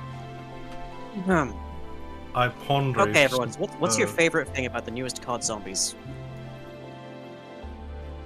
That I don't have to play it. I am so happy I didn't even know there was one existing again. They have a crossover with Papa John's for some godforsaken reason, and I only know this because it's used in their advertising. Is it like a zombie God, pizza? I don't know. I taste genuinely brains don't in know. your pizza. My brain checked out the second I knew it was Papa John's, and Hello, it's Wither. Call of Duty. Can my job be to be the bookbinder? Holy crap. Just still digging for mods. I am. I don't know. I actually this hits me acutely. Do you want to just God, no, my brain has completely blanked the anime title that I know you enjoyed and watched. Do you just want to Oh, be mine? Yeah. No, like she's got Dave energy for sure, or I've got her energy. I keep trying to read that to Vesper, but she just doesn't care enough. I think maybe she will when she's older. We've gotten through 2 volumes of That Time I Reincarnated as a Slime, Hmm. so maybe it's enough there. I will say the most recent anime season of Reincarnated as a Slime was kind of like, I honestly could struggle to tell you what happened in those 24 episodes, but things certainly developed. It was I a lot mean, more of a honestly- political kind of season than a lot of the previous bits. The most recent thing ended up with like this set piece fight with like 8 concurrent fights and probably 40 to 50 cast members. The story's arc gets so massive, even reading it's kind of hard to follow. So yeah, I appreciate what you're saying. You're also right. Like that lead up to the end of the Labyrinth series and the invasion is a very, very political and economic, with a whole bunch of like conversations about why people have been trying to fight Rimuru, and it turns out a lot of it is economics and like Yeah. economic warfare against the area Rimuru lives in by the Empire. And I feel like I should stress, Log Horizon had a whole arc about the same exact things, and I utterly ate it up. Yeah, Log Horizon was actually legitimately a great. I think the anime was kind of okay, but the books were fantastic. Like devour them. Log Horizon Strong part, recommend. yes. I recently have tapped back into Reddit, not in like a big fashion because I value my mental health, but way back when I followed the R Log Horizon subreddit, and there are still people in there. Surprisingly. There are people in there asking, like, why does no one remember Log Horizon? And it was just like, because honestly, the genre of Log Horizon is just kind of saturated now. Very saturated. And Sadly. Log Horizon went at it in a very distinct way, which isn't necessarily the way that most people looking for isekai content are going for. Yeah, I mean, and critically, like Log Horizon went really soft on the harem side of things. Like they basically made a perfunctory gesture at it. Yeah. And this really ticks off a lot of Ooh la people la. who unfortunately make up a lot of the isekai base. Mhm. And you can even see like the anime crowd is actually worse here. You can see them like take series that aren't harem series and then do it to it because they think that it won't sell otherwise. And it's like quite depressing or gross when you're like, man, don't everyone here is under the age of 15. Could you stop? Ugh. Yeah, it happens sadly a lot. Read like, officers, subscribing for 14 months. Good to know we're worth both your time and your money. Hope you enjoy your emotes and enjoy your time. Oh, great. Now, your job is to find a moment to make Will laugh when he's in the middle of a game and screw up. That's your job. Will doesn't know this, but the secret mission of every subscriber is to sabotage Will. Now that you're in before Will's back, I had to just I wanted didn't to even let you know about I the didn't even mission. have to pay money for that too. Yeah. We're privileged to get it, but Oh, this is ambience here, Nip. This is nice. Yeah. This is just like nice ambience. We're just sat on the side of like a foggy lake, just fishing in the rain. Yeah. I have Just my hella cozy. I have my picnic blanket on a little campfire. Yeah, got my olive green hoodie and my like bucket hat on, just to keep me a bit dry. Yeah. Also have like few brewskis there if I get thirsty. Sandwiches in the basket. God, Wiver, you've just reminded me of like a series that I utterly noped out 3 episodes in recently, which was Watch. Goodbye Dragon Life. yeah. Because, and I don't have any easier way to describe this, they will not drop the breast milk joke. The what? I'm This is not even correct. sure if it's meant to be a joke, but it is a typical like I went into it because it was like a reincarnation story that doesn't involve like a superpower protagonist that's like from our world and getting his harem on, that kind of thing. But there is a character in the same village as the protagonist who is a cowgirl, like demi-human character. Jesus Christ. Okay. And her introduction is that she shares her milk with everyone in the village. And that was episode 1. And then by episode 3, not only is there a drinking game about that same milk whose origins are left unspecified, but also her, like, maybe 13-year-old daughter has, like, her first milk produce. Could you try this? And it's like, nope, hard nope. Okay, I'm that's enough. done. No part of this is remaining fun for me after that. Hell did I just come back to? Yeah, what is happening in my stream? I am discussing the anime I noped out of recently. Okay, that makes more sense. Creed Officer, thank you so much for your subscription. It's good to know that I'm We worth both covered your this, time Will, and your don't money. worry. Yeah, we And, did your blurb. It's great to have you along for the ride, and welcome to the stream. And I apologize for what my co-streamers were deciding to discuss. Oh fuck! Don't put this blame on me. I didn't curse the stream with this. Hello, Wither. How you doing? Oh my word!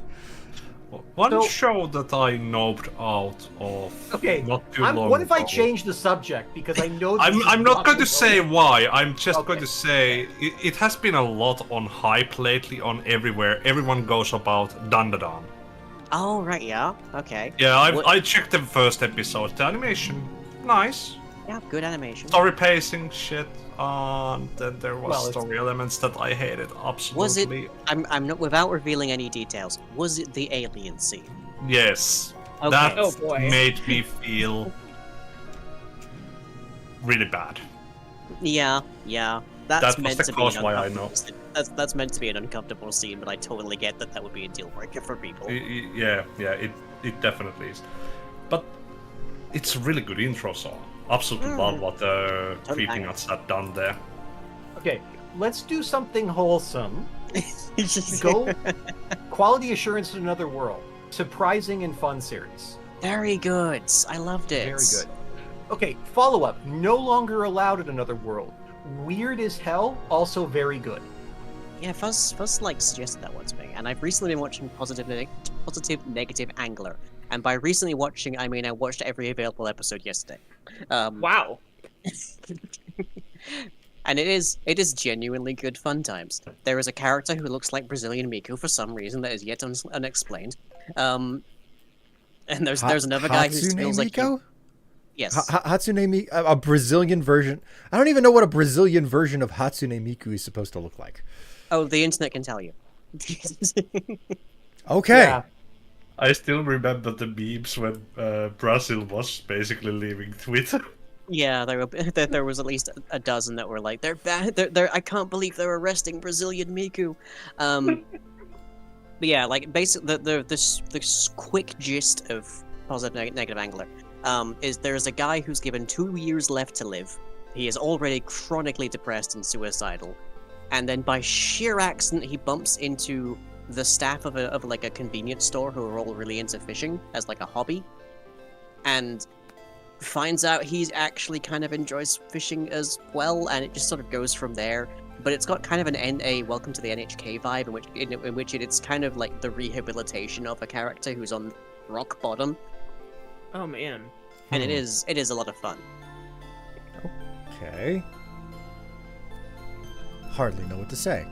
Let's Also, see. sorry for crunching if any in anyone's ears. You're good. You're good. No worries. I can't hear a no, thing. So Stripe, what anime have you been watching lately? None.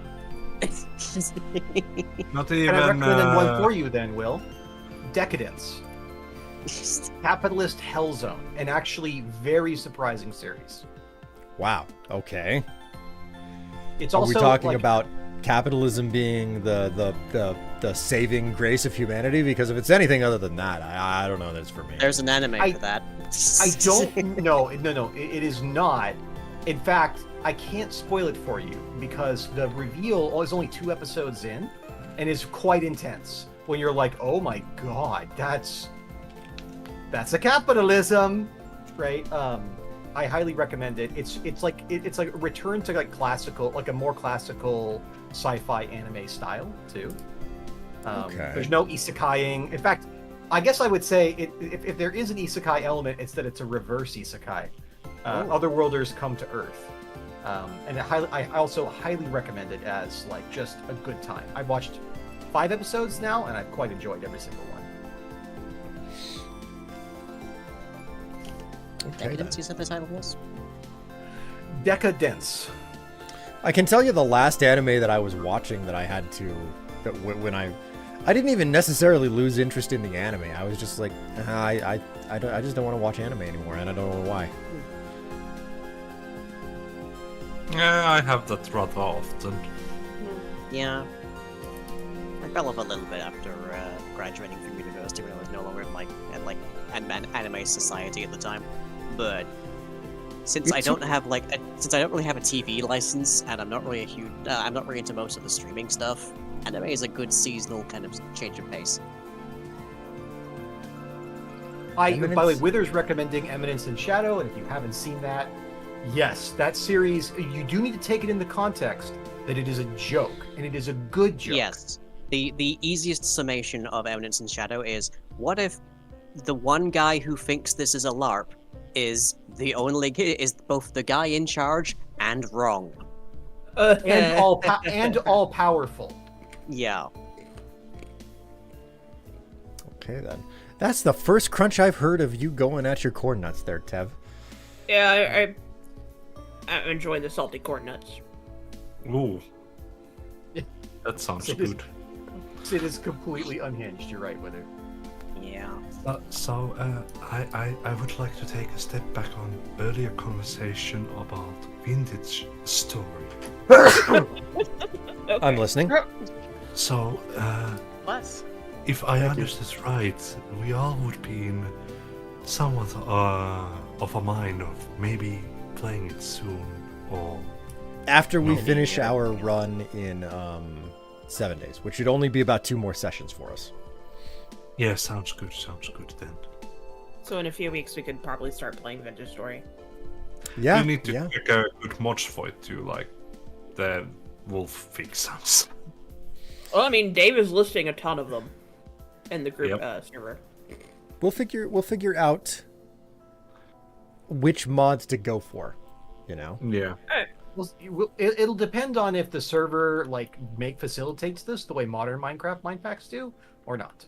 Because if it doesn't, then it may not be worth it, and we'll just play peaceful. We'll see. I won't Mod pack lie. maintenance is a pain.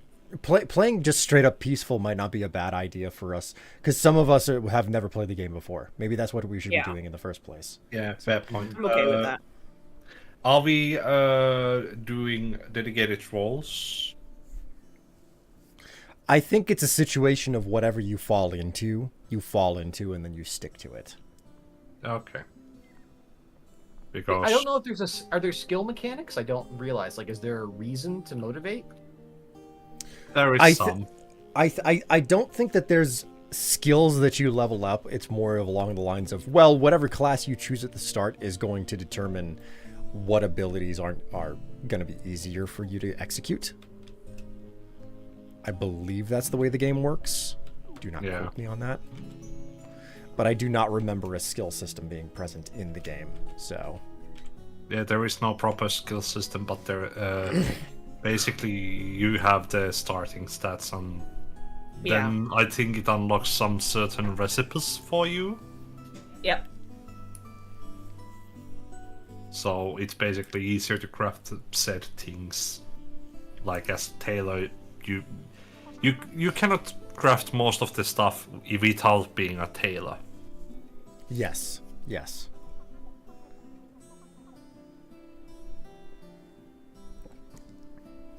You guys are talking about some very ancient animes there in chat.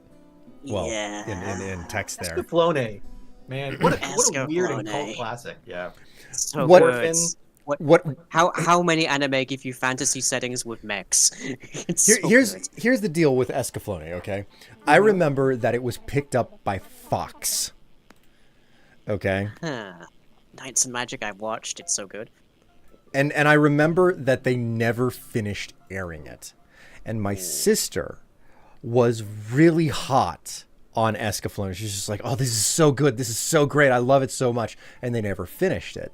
And it drove her absolutely nuts. So years upon years later, I'm into, fan subbing and the torrent scene and everything. And I'm like, whatever happened to Escaflowne? I should really just find out what the hell that was all about.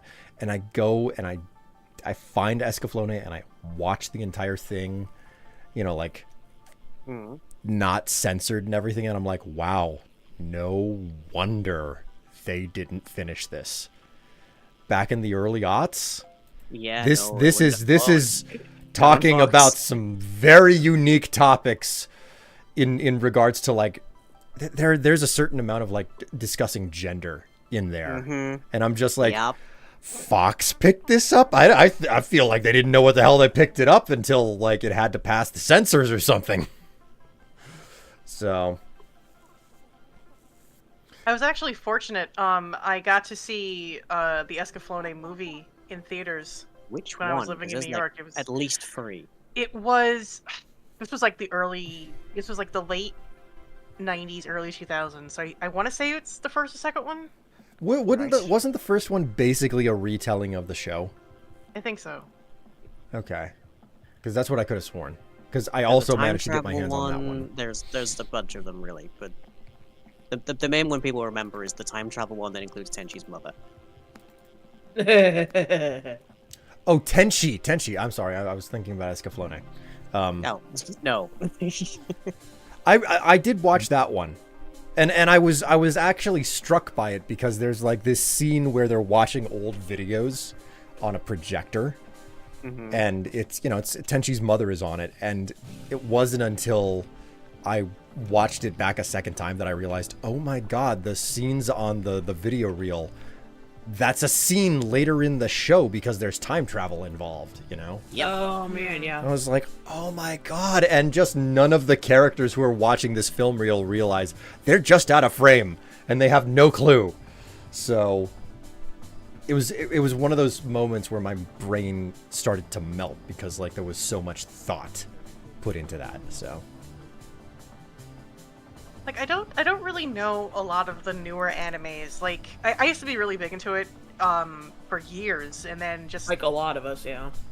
then just it wasn't one day a switch flipped or anything. It was just A gradual letting go, yeah. Yeah, but I still go back to older series that I like from time to time, like Cromartie High School or Serial Experiments Lane, stuff like that. Oh god. I've seen Cromartie High School. My friend got the full DVD set and we watched it, and I was just he was raving because he was like, this is so hilarious, and I don't know, I guess I just How many didn't anime get it. have Freddie Mercury in them? This is true. I don't. And then I'm sorry. No. It's just long story short. It's the surrealism. It's Freddie Mercury. It's just everything sort of came together for me in that anime. To this day, I still think it's one of the funniest, or the best comedic animes out there. Man. My Love Story might be up your alley if you are looking for a new one to watch. Then there's a lot to like about that show. Also, it's just a very relatable topic. I mean, like I think everybody has a high school romance they can look back on of some sort, and it's very funny how awkward they are, especially even as an adult. But also, like, the vibe of it gets they call back to a lot of old animes and the vibe of the show. So strong recommend from Suit too. Oh, let's check it out. Thank you. Okay, wait a minute. Let's take a different attitude on this. What is your all-time favorite anime? Jesus, there's no possible way I can The, see the, I can the, the one that I'll qualify this for people to figure out. Okay. Uh-huh. What is the anime where it's like, I've seen that before, and I will, if you suggest it, I'll probably watch it at least once a year, and I will have no problem with that. Princess Fox Tutu. Horizon. Oh Okay. man, Princess Tutu was good. So Princess I Tutu? have, Okay. Yeah. Good choice. Good choice. I have watched fairly little anime, but Devil May Cry. You feel free to laugh me out, Sophia. Oh, it's fun. No, we're good. I've never No actually judgment. seen that one. I actually really enjoyed it. It was one of those video game animes that was good. You know what it is for me? What? Cowboy Bebop. That is Sure. true. Okay, that is respectable. good. That's respectable. I mean, Man, You know, got me now thinking that you about mentioned Outlaw Star. Christ, Outlaw Star, yes. That's So a good one. good. You know, I was Tev, actually- I've got a I was copy waiting. of Outlaw Star on my shelf behind me. Okay, we are Oh, gonna fucking watch it. I forgot Outlaw Star. I need to watch that again. I have the entire Ghost in the Shell standalone complex on DVD. Oh man. Like I was actually second at season a- of that with Dejima arc. That was so good. Oh yeah. I'm trying to think what mine actually is. Like there are very few things I will ever watch twice anywhere. I have almost never voluntarily rewatched any piece of visual media. And I hate doing it. I get bored. But I would say there are a few anime series that I have watched more than once and I could watch again. One is Escaflowne. Mm-hmm. One is Knights and Magic. Mm-hmm. And one is Outlaw Star. Mm. Man, Fun and slightly like tragic story about Outlaw Star. The English dub, the guy that I had voices that too, Gene Will. Starwind, he voiced Yo. Gene Starwind and then left the industry. So we will You know never what? hear the voice of Gene Starwind in an anime again. Get out. Yeah. You know what? Peak achieved. Let's go. Yeah. Valid. Oh, Strife, come on now. he's showing off. I got this for $20. Fuck off. It's a good price. Really? Let's see. Damn. Hang on, I need to be looking at your stream for this, don't I? Best Buy was clearing inventory during Christmas one year. Oh. Oh my god. What a find. Mm. Actually, this... I recalled one anime that Finns usually don't count as anime because it's run as a normal day show here. Okay. Sherlock Hound. Oh wow. Sherlock Hound. Oh my god, I Oh, remember that's that. not back The a bit. shit out of that. That was... I actually bought the fucking collection when I saw it in store and I was so fucking happy. Sadly, there wasn't many of the episodes that there was. Like, not all of the needed ones. But yeah, that's one of my favorites. That I can rewatch over and over again. It's a good series. Yeah. One of the things I found though, because I probably read every year 35, 40, like I read a lot of books actually, but at least 35, 40 a year, according to Google Books. Trashy light novels from Japan. I actually have a subscription to J Novel Club to keep my costs down. Wow. Yeah, and because it was starting to get a little silly. One of the things I really love about a lot of these is there's like this kind of notion of like a game with a weird, or like a world with a weird system, that if you don't approach it as a native, it's just kind of fascinating and confusing. And I feel like that's like basically the only good part of Isekai. I'm always like, that's why probably like, think about any isekai you like, and I'm willing to bet you that is the actual common thread of like, that is a weird world you're talking about there, buddy. Have you thought about how strange that is? Yeah, that kind of reminds me of like Fushigi Yugi, because that was, you know, going back to like Oh my god! ancient China, OG, right? OG, like isekai tier lit, like right. Yeah. It's definitely Yeah. really on the list. But yeah, like, God. and Fushigi Yugi had a weird ass world. Shin Megami Tensei, yeah, same thing.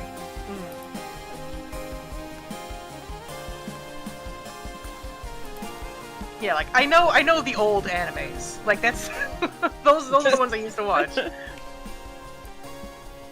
I'm trying to remember the name of an anime. I'm still fascinated to learn that the guy who played the main character in Outlaw Star just did one voice and left. That's a fascinating thing to learn. Does not elaborate. Yeah, to my knowledge, he has done the series itself, and then like a promo video about the history of the history of like discrete anime, which I can link in chat later actually, where he's just basically describing, "Yep, this is the one time you'll hear about me." It's just so good.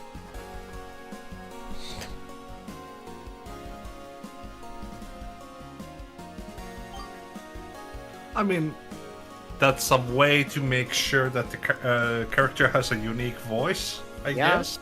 Sure is.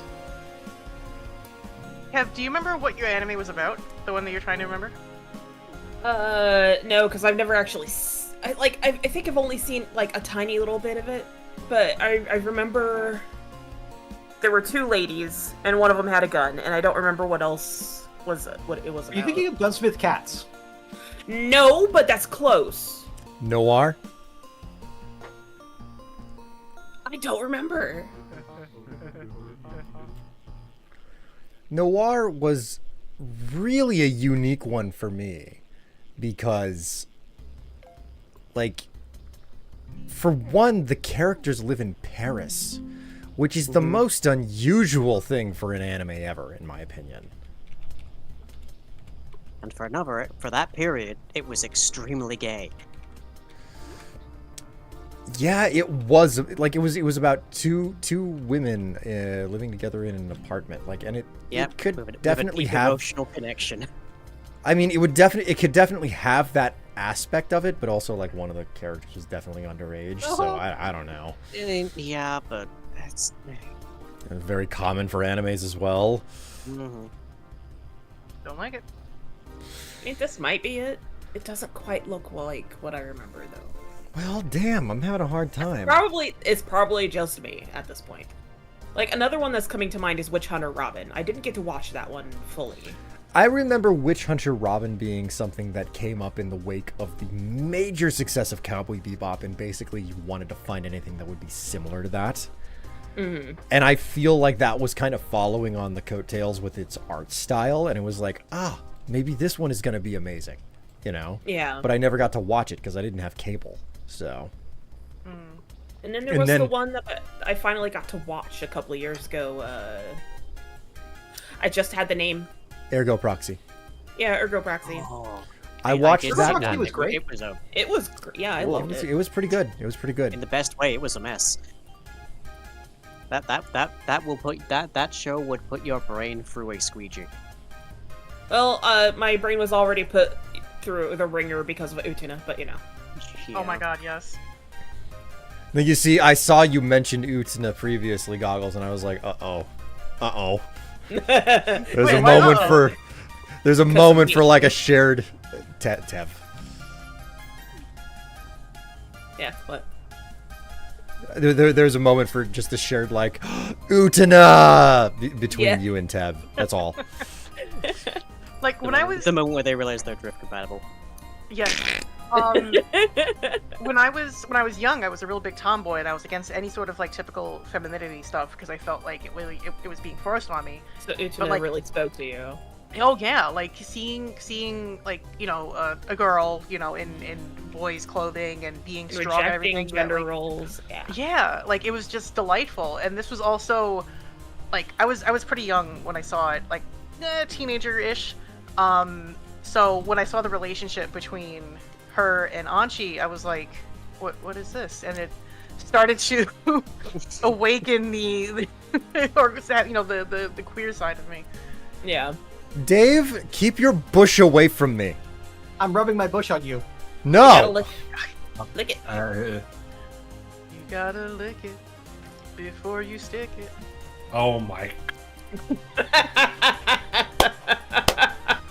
Is that a Congratulations. song about ski jumping? Sure, you can take it like that if you want. Congratulations, Goggles. Very few people are capable of making Yeah. Nifty say that specifically. Like all in my the only thing that I have in my head is video games and song lyrics. Like that's all I got. So Fucking I me. Hey, I Touche. caught one in my tree. yay. Congrats. someone has finally beaten me in my own game. God damn it. You know it's good when Nifty's complaining. In my defense, it was unintentional. No. Take credit for it. Hi, Crow. How you doing? It's baby. I'm baby. Greetings, Quo. Crow says, Is Dave, it- you got a nice rack. Oh, for Is a nice rack. Boy, thank you. You could stick your bicycles on that rack. That's pretty good.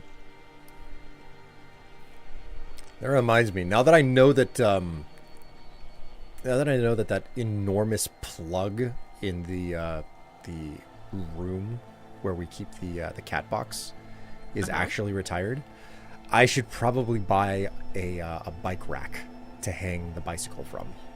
Okay. I also need to get my bicycle to the bike repair place. Yes, we do. We also need to get that ring resized before we go on vacation this November. How long does it take for them to resize it? Did they give you an estimate? I have no earthly idea. Because I think we're kind of cutting it close now. We absolutely are. You should have it like yesterday already. Trust me, I'm aware of that. We've Did I been tell you engaged guys- for 8 months? Has it been that long? Yes. Oh shit, bro. Where is the registry? Shut up, Goggles. Where is the registry, though? Well, it would require us to actually find a venue that we want to use. And okay, so here's this idea that I've got, okay? Because my employer is like 2 weeks ago they were like, "Hey, here's a calendar with all the weeks in the year. Which ones do you want off?" They're asking me They're 2 early weeks this ago year. for all the vacations I want to spend for the next year, okay? That's how freaking ahead of everything they are. Right? And I'm like, Stupid. I'll get back to you. So while I'm contemplating this, I'm like, hey, Tev, what if, and just hear me out, what if when we went back to your hometown to get married? I got an axolotl. Shush. It's one of the ones I need. What if what we did was Check out we venues. specifically... What if what we did was we specifically scheduled for the week right after Halloween, and we scheduled a haunted house as they're closing up as a venue to get married? Oh my god. That would be so cool. Oh, I'm out. Everybody's like, I'm Very, No. very out. financially savvy too. Like, they are there for like all of 4 weeks, and it's like, hey, you're closing up. How about you just delay 1 day? We pay you to use the place. We get married in a haunted house, and that's it. Well, Tev, what are you thinking? I don't know. Because, like, none of this business has been what I thought it might be. I'm trying to appeal to your inner goth. Please. I'm not a haunted house person. I scare easy. Shut up. We don't need it to be haunted. We just need the setting. Vampires. The vampire is full of frights. What a surprise. Ugh. Well, what What were you is a thinking, Tev? vampire if they are scared of their own trolls? Okay, listen. A vampire that's afraid of their own cats. We get existential dread too. Shut up.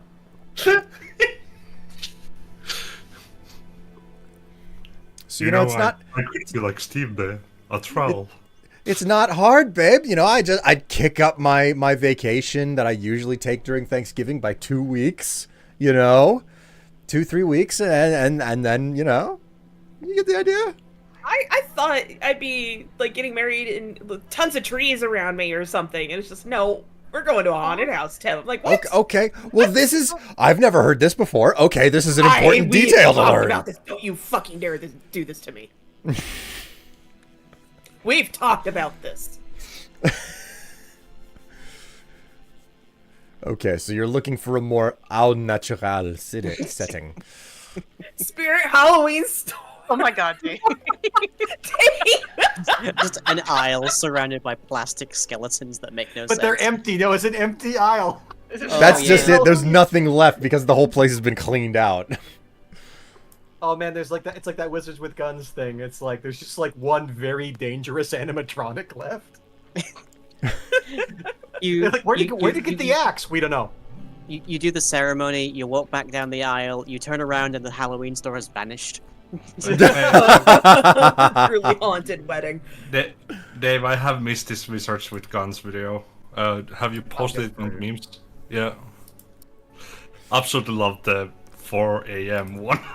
Nifty, Oh, I don't know. yeah. I don't know when you set up an entire picnic with basket and beer, but It's been growing over time.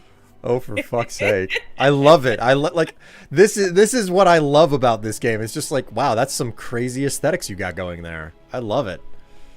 Yeah. Hey, Mal, welcome. Oh, hello. No. Greetings. How did your Bloodborne go tonight, man? Also, we're conversing about getting married in a spirit Halloween. And It curse started as conversing about getting married in a haunted house. I don't know. Do you want to be a true goth and get married in one of these two things, or did you want to go full elf and be in a place full of trees? Excuse you, sir. What? What do you mean full elf? Go fuck yourself. Elves aren't goth. I'm sorry, babe, but I have to break it to you. Elves are not Have goth. you never heard of a dark elf? Yeah. I'm There is sorry, one I- more the goth thing. internet. I didn't Let know me that we speak were. to you of the Drakari. I didn't Or- know that we were playing Skyrim. Dark elves. Holy moly! Or what? You know what were existed the- before Skyrim, Strife? Warhammer what 40k. D&D. Yeah. D&D elves, the Underdark ones. What were their names? Drow. Drow. Yeah. Yeah, I that's- thought you also were talking goth. about the Duragar.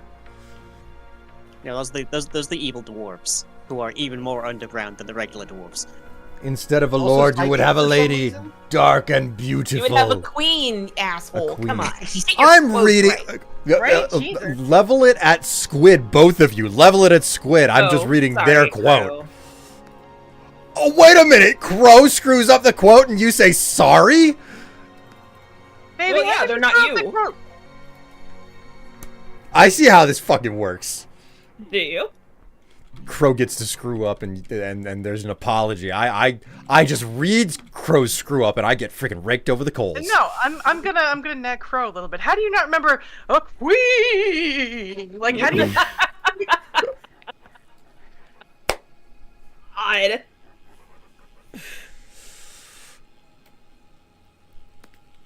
Oh my god. Like, what level is your luck lure at? Whoa! Goodbye. the fuck?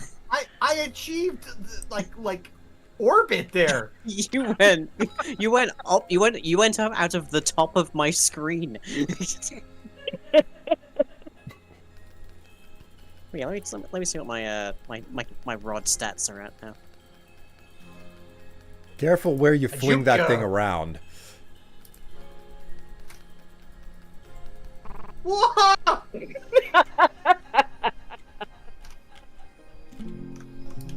Let's see. Rod power is at 3. Rod speed is at 3. Rod's chance. Oh, sorry. 2, 2, 2, 2. Basically 2 across the board. You done goofed, Tev. Ah, heck. Come back here, coward. You have a bigger boxing glove than me. It's blue. It throws you like the mushrooms do. Oh my god. Is it Can I made of fish the from up here mushrooms? safely? I can. Come down here, Dave. I don't Oh. want to. You're scary. Strife, did you check your in-game mail? There's mail in this game? Oh God! You guys... Open your Nifty's backpack. Nifty's been pestering you about this for like an hour. Canadian Pharmacy, enlarge your Nifty. 2 gifts. Wow. My nifty is swollen. Find the big boy in you. With these supplements, you can enlarge your schmittness with your body. Try out and order more with money.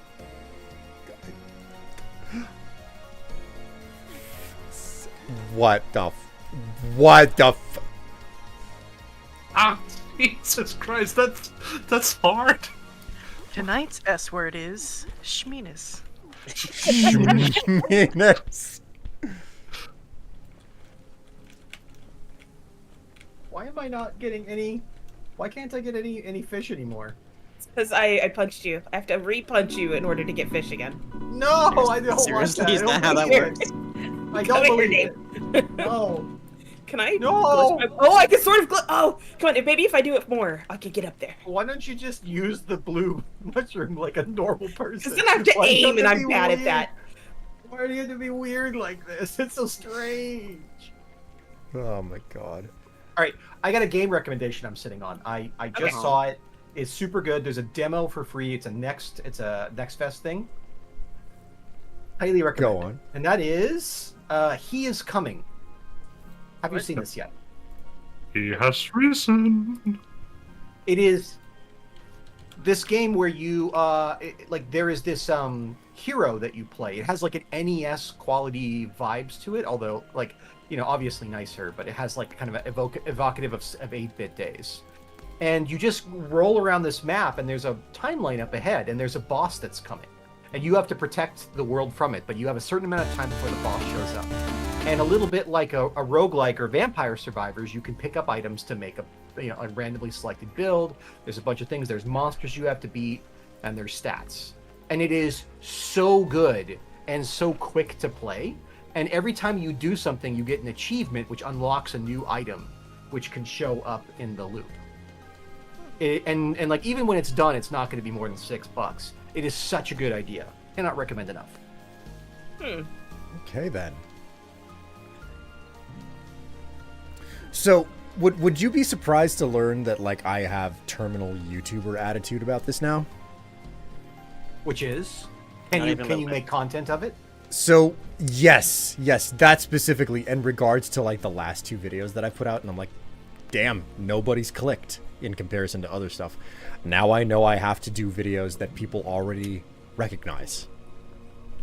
Do not succumb to the algorithm, William. You say that, lying, but I've experienced the financial benefit of being on the good side of the algorithm. It's not worth it in the end, though. My bills say otherwise. It is I- true that it helps you pay your rent.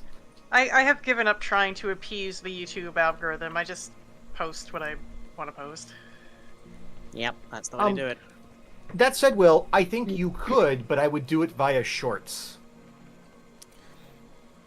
For this game Yeah, in particular? I can understand that. It's but at the same time, shorts have never actually paid out for me. I don't know. Obviously, you know more about it these days than I do, but to me, the game loop would be just really, really well. It'd be like a really punchy cut of a playthrough. It'd be like, and then I got this, and then I got this, and then I got this. He didn't know what hit him. Waboosh. And then, oh no, the perfect counter to my build showed up. What happens next? Right? Sort of like, I just did your video for you, right, as a narration sort of thing. I mean, you're not wrong. That's the... Were you here whenever I talked about the whole, someone got angry about how I talked about, Super Mario RPG and how it was a really unlikely thing to see happen as a remake? Mhm. And how someone was like, you could have summed it up in 2 sentences as a short. Why didn't you just do that? You know? There are so many people who... that's all they want. I know. It is a little frustrating. It's not your fault that their attention span is lesser than goldfishes. Like, come on. Yeah, but at the same time, that's the market that I'm in, and it sucks.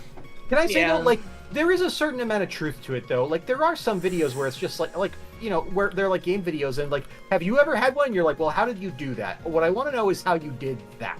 Can you just tell me how you did that? And you start, you know, fast forwarding through. Revenge. Oh, I like what. Revenge. Okay, so here's the funny thing about it, Dave. What you're talking about specifically speaks to making a guide. Okay. no. Because Not- one. oh, go ahead. No. Go ahead, sorry. Yes. No. No, What? okay, I was talking to Temple. Sorry, I realized that. Oh. Okay. Sorry. What you refer to about like people just not getting to the point. Every time I make a guide, if it manages to catch on to like algorithmic or search terms, because that is a major important part, I still to this day get comments on my earliest work where it's like, God, you just got to the freaking point. You didn't spend 1.5 million years talking about like, hey, your channel's doing this, or you're like pushing this merch or something, you know? Like, what the hell was that? Yeah, what was that? Apparently that was a small whale. In a lake? Apparently. Oh my god! Oh my god! Look at that big boy. Amazing. You want to know the weirder part? I didn't get this from the lake. I got this from my buddy, so this came out of a bucket. Small whale, yeah, right? This is my speed while holding it. You could still move while holding that thing? What? Barely. No, it's terrifying. No, for the good of society. Oh my I stab God. at thee. No. Right into the middle of the lake. God, that's such a big hit. I love this glove. It's great.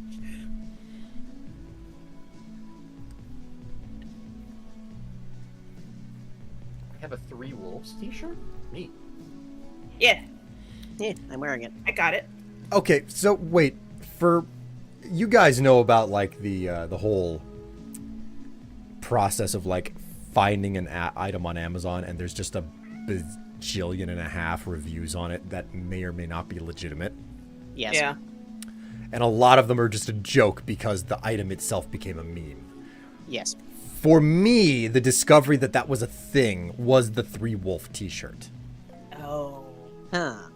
What was the first thing for you that you remember where that was a thing? Programmer socks. Programmer socks? What? Yep. Please So- expound. Okay, so this is going to require some walking, but there is a disproportionate number of trans people in the programming community. This is true. Okay. Reasoning why, not getting into. And at some point, stripy thigh highs became a like quintessential trans That's a kind good of point. thing. Yeah. And then people started. Jesus Christ, there's a lot of smashing here. And then at some point, people started making jokes that the thigh highs were beneficial for programmers who were sat at their desks for a long period of time because it improved circulation. So stripy thigh highs specifically became known as programmer socks. Okay, I have seen a memification of this idea. To the extent that I literally have a pair of blue and white thigh highs that I wear on my programming streams because they're basically OSHA compliant. Oh my God! There's so many clicks. No! That's why you upgrade your Oh. rod, son. Go, go, go, go, go. Aw. Aw, man. 700 was too much. I don't have the freaking money to buy the $5,000 upgrade. Not yet, you Rip. don't. Ugh. That's why you get yourself a buddy and they make money for you while you're fishing. So you can fish while you're fishing. Well, they're right there next to me. Just wait and yeah. You I'll got the upgrade fish them and you're too. fishing. Hello, Darkwing. You have arrived. Welcome. Okay, so the programming socks are one. What anybody else? You know, that item that had like nothing but like jokes and memes in its review because it became well known? The Harry Potter vibrating kids broom. Oh, Oh. God. What did Okay, I come back to? I Do I do want not an have explanation of context this for one? this. I mean, there was also that thing I sent you the other week, right? The with the I like it in black. Oh my god. So, Yes. Yes. I remember that. So course. while I was away, I did hear part of this coder sock thing. Yep. I do agree with Lying. They actually, they are good. They improve focus and circulation. I don't own a pair of the coding kind, but basically long before this meme even started, I have been using these masculine versions called the pilot socks, which are basically the same fucking thing. Because my mom got me a pair, and I was like, oh my god, these feel comfortable. My legs feel like in heaven. It's so cozy And, warm. Yeah, honestly, whenever I wore honestly- those, I actually coded better. Yeah, it improves focus Before the and meme even- circulation. Yeah, before even the meme of them started. I was doing so much better with them. Shame they are West here. I wish I could go down, but I can't go down because Ted will get me. You I'm just stuck up here. that's the only reason you're up there. In fact, I set up my medium island because there's a shop in there. That way I don't need to go down to get bait. You've isolated yourself. You made a sanctum. Yeah. My face is like this for a reason, Dave. Yes, I don't trust Tev because of the way that her face looks. That's why I haven't crossed her.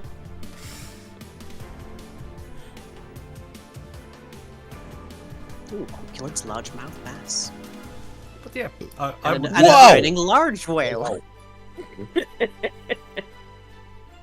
but yeah, I definitely would never say no if I got a pair of those socks. That is such a massive whale. Neither So big. would He's- I lie. Half of him is Nippy. almost as wide as this lake.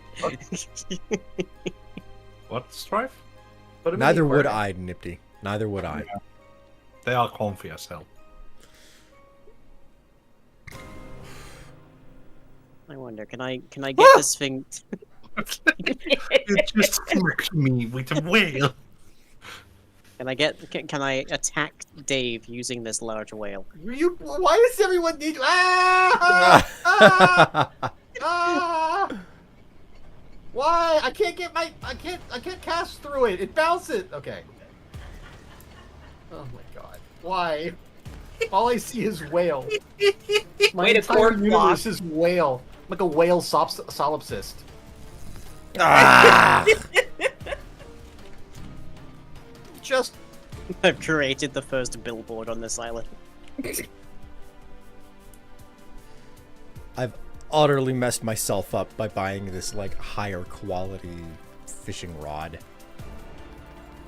That's the thing you need to like Oh, get yeah. the many clicks ones though. Well, I don't remember which one I upgraded first, but like I can get better catches now, but I don't have the rod to actually reduce the number of clicks yet. Will, have you considered upgraded that your bait maybe- before your rod? have you considered that maybe it's the fact that you're wearing a cosmetic hook over one hand? No, it is not my hook. Yeah. It might be your hook. You know what? For doing that, you don't know anything about me, boy. Oh This No. salty sea cat. no! Ooh, large squid. Your redemption from earlier in the stream has now come back to bite you. No! It's gonna bite you right in the tail. This is the ultimate Will Strife. This is his final form. I'm gonna ruin your days now.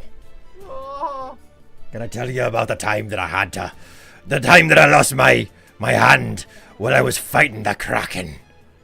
no, and I liked it not knowing. I liked not knowing. Well, it's too late. You get to hear the whole story now. I'm so sorry. Oh, I didn't mean to do this to anyone. You didn't do it to anyone else but yourself, son. Listen, boyo.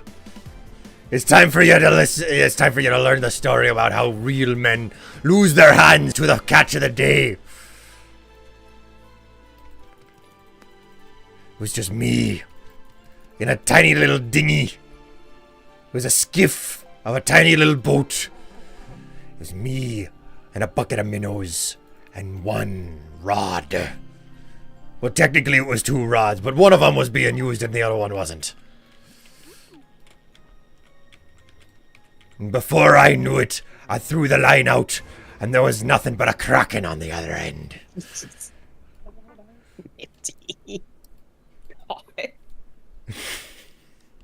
I slammed my penis in the car door. Penis. Schmeenish. Before you knew it, I slammed my penis into the car door. Yeah! My schmeenus. It didn't last for much longer than that. Nah, and that's the reason why I've only got 1 hook and a single rod to work with. Wait, you are saying you have a have hook more than one? replacement down there? So he is a Lumian.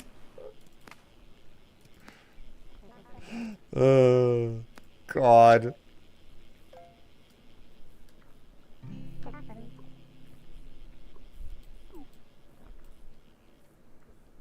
I'm really hoping that like your various cohort discords are gonna have just like a clip, just a 1-second clip, you going Sheminis over and over again, just like loop. It'll never happen. Sheminis. My That's gonna be viewers new don't alert. have. My viewers don't have the wherewithal to use the actual clip function. That's probably true. Because I mean, like you could make it so that every time that someone redeemed squats, that's the sound effect. Sheminis. Schmeenus. Schmeenish. Like a fighting game where every sound effect is replaced by that sound. Come on, let's do it. Schmeenish wins. Mentality. Sheminis him.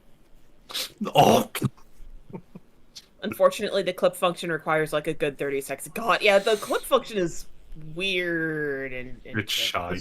But once you It's once not you a get it good clipped, piece of design. Once you get it clipped, you can download it.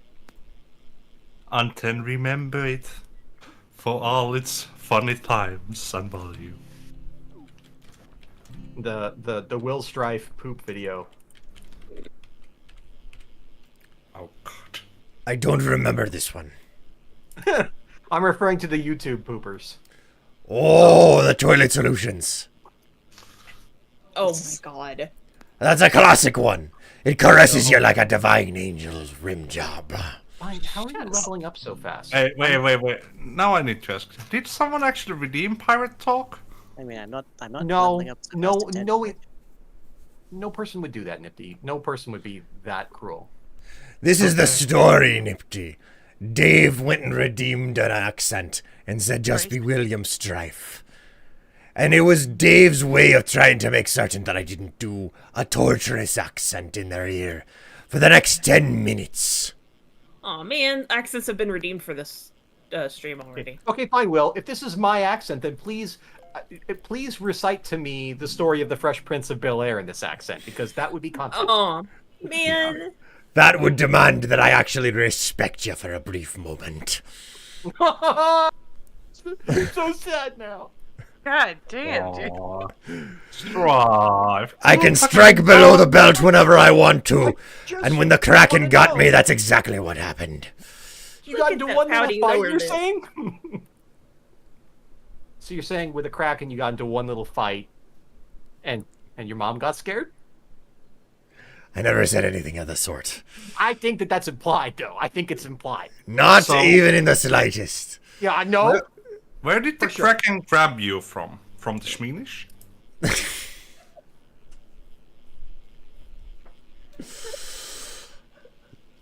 I don't know how long I'm gonna be able to keep a straight face tonight. I may have already failed. It's practice. It's good practice. Straight face in this economy? Hmm. I know. Most people Well, have to I go don't gay agree. for it to work. Yes, that statement doesn't necessarily make any sense. Nope.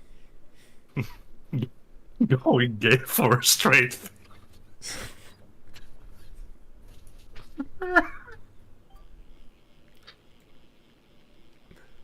Oh, please, Devil. No. I just. No, I'm going to the vending machine. Chill out, Dave. Please. Hello there. You came down from your perch on high, and now this is what you shall reap. I don't want to reap anything. You reap what you sow, Dave. I didn't try to sow anything. There are many things that you sowed in this world, boyo, and now you're learning about them. I don't like it. Will, You don't have to like it. You just have to accept it. I don't want to lie back and accept it. Doesn't make any difference. It's happening anyway. No one mentioned lying back, but okay. Haha! I did it in one.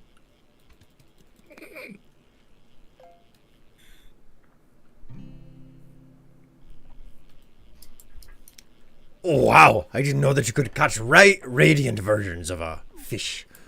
Oh yeah. Yeah, the bait gives you an easier time doing that. Because Oh. it's opulence, I'm not sure. No, radiant is above opulent. Opulent Oh. is 3 stars. Radiant is 4. Ooh. Darkmean, that question just makes me think. If it's a voodoo doll, would you feel the thing when you show on the doll where the... No. Please show on the doll where the Kraken got ya. That would be such a awkward witness testimony. Yeah. Like, okay, show on the doll where... Show me on the where- doll where they touched you. I would prefer and not to then- in front of the judge. and then they touch and go like... Oops. Because I was trying for 5 minutes. Yeah. Well, But you have made fun it up there. possible. Yeah, no, you made it possible. Now I'm even safer. What the fuck? You're right where I want you to be. Right. And that's why you can't come here and punch me. Yeah, but I know where your flag is. All is right with the world. Don't worry about it. And your beautiful picnic basket. Oh, yeah? Yeah. Where is it? Aw, man. I'm I worried have a of question. them walking with that thing. How do I leave now?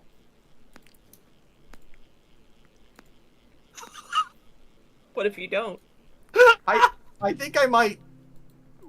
I think I might have goofed. I may have to follow bug. Oh, interesting. Okay, I can get out.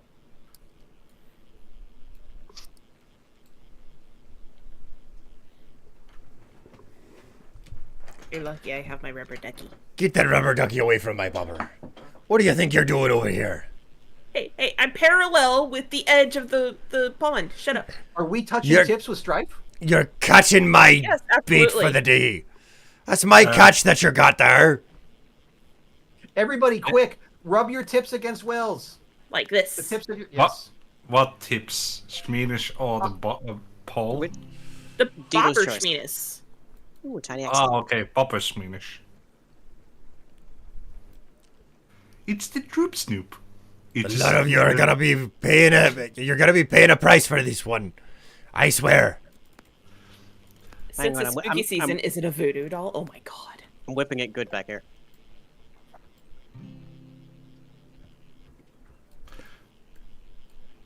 Yes, thought I it see was you. I weird. see your actions there.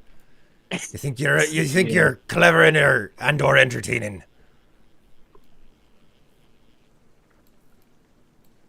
It was like licking your ear. Charlie.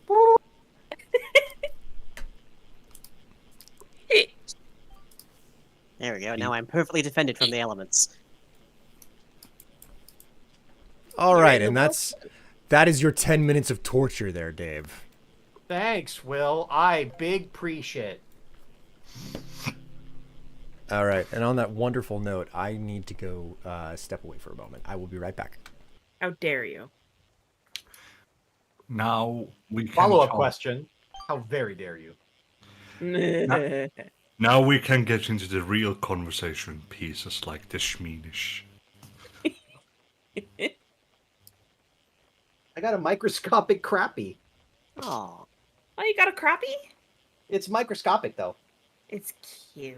I'll eat name more him fiber. Sneaky Squeaker. Oh, sweet. I've got almost all. I've got one more fresh water to get before it's all good. I don't understand how everyone's just doing better than me at the old fishing. So, Lots I of mean, trial and error. I might be exploiting for money, but that's about the only thing I think is related. a subject to talk about. What is the video that lives rent-free in your head? I can start. The clip where this one person goes, "It's mention, it's fucking mention." Okay. So basically, it's I think the whole quote goes like, "I just had this Calypso Paradise Punch lemonade. It's fucking mention. It's fucking mention. Suck it at," and tosses the fucking bottle in the air and it drops on the ground. Fucking mention. For Wild.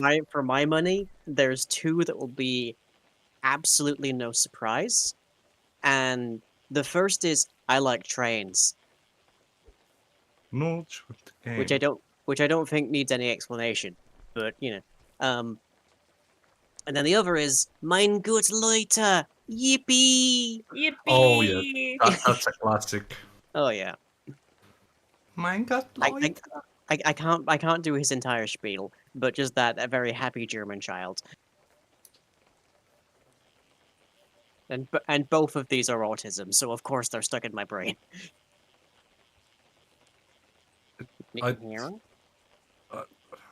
We have a guest? No. No, none. They're on the player list. That's They're interesting. yeah, they're not So- on the player list. There was a message left the game, so maybe someone tried to somehow get into the game and it failed before. Maybe. The person Yeah. left the game and then Null joined the game. Hmm. But no one Weird. left the game. It says there's- Grincher? What? Hey, Yes. Beck. Welcome back. Hi! I don't see anybody else in the player list, so. Yeah, me neither. Yeah, that's weird. Hmm. Hey, the Will, hell? you set this to private, right? Or code only? Yep. Oh, you're not the host. Whoops. Wow. I am. I'm so used to Will hosting everything. Hosty.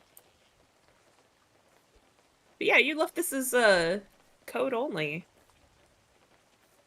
Maybe it's just a bug, or we are experiencing some Halloween spirit here of a null. Perhaps. It's possible. Yeah, Unless spooky. Will accidentally showed the lobby code.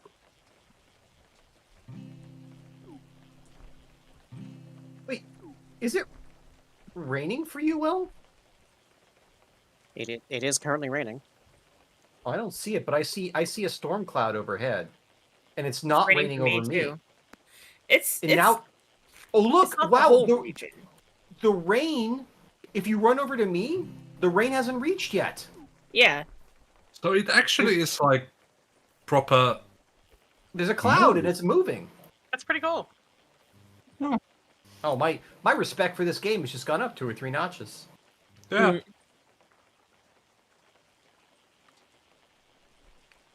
No reason. No reason. Schmeenish.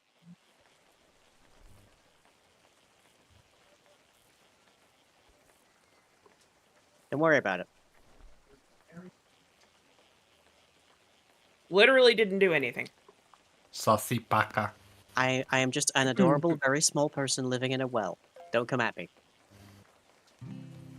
Don't Oh at me. god, I just realized which of the well. Oh god.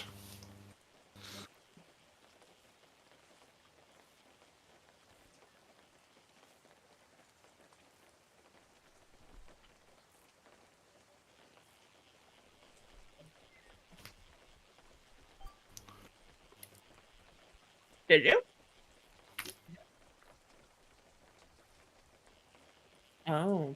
Hell yeah. Minute man.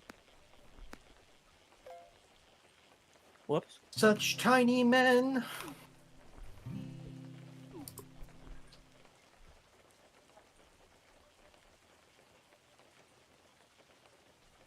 That was multiple hundreds of clicks. Oh my.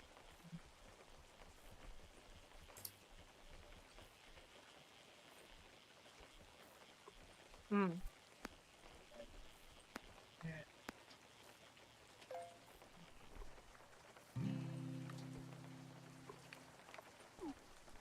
Yeah, you should. Honestly, like I'd love to see it, and like I meant what I said before. Like if you're looking for like another voice to hop in and like go back and forth with some Fallout stuff, I would love to.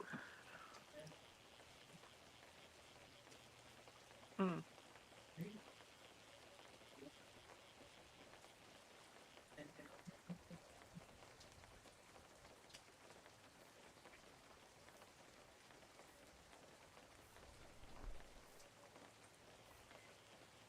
Hmm.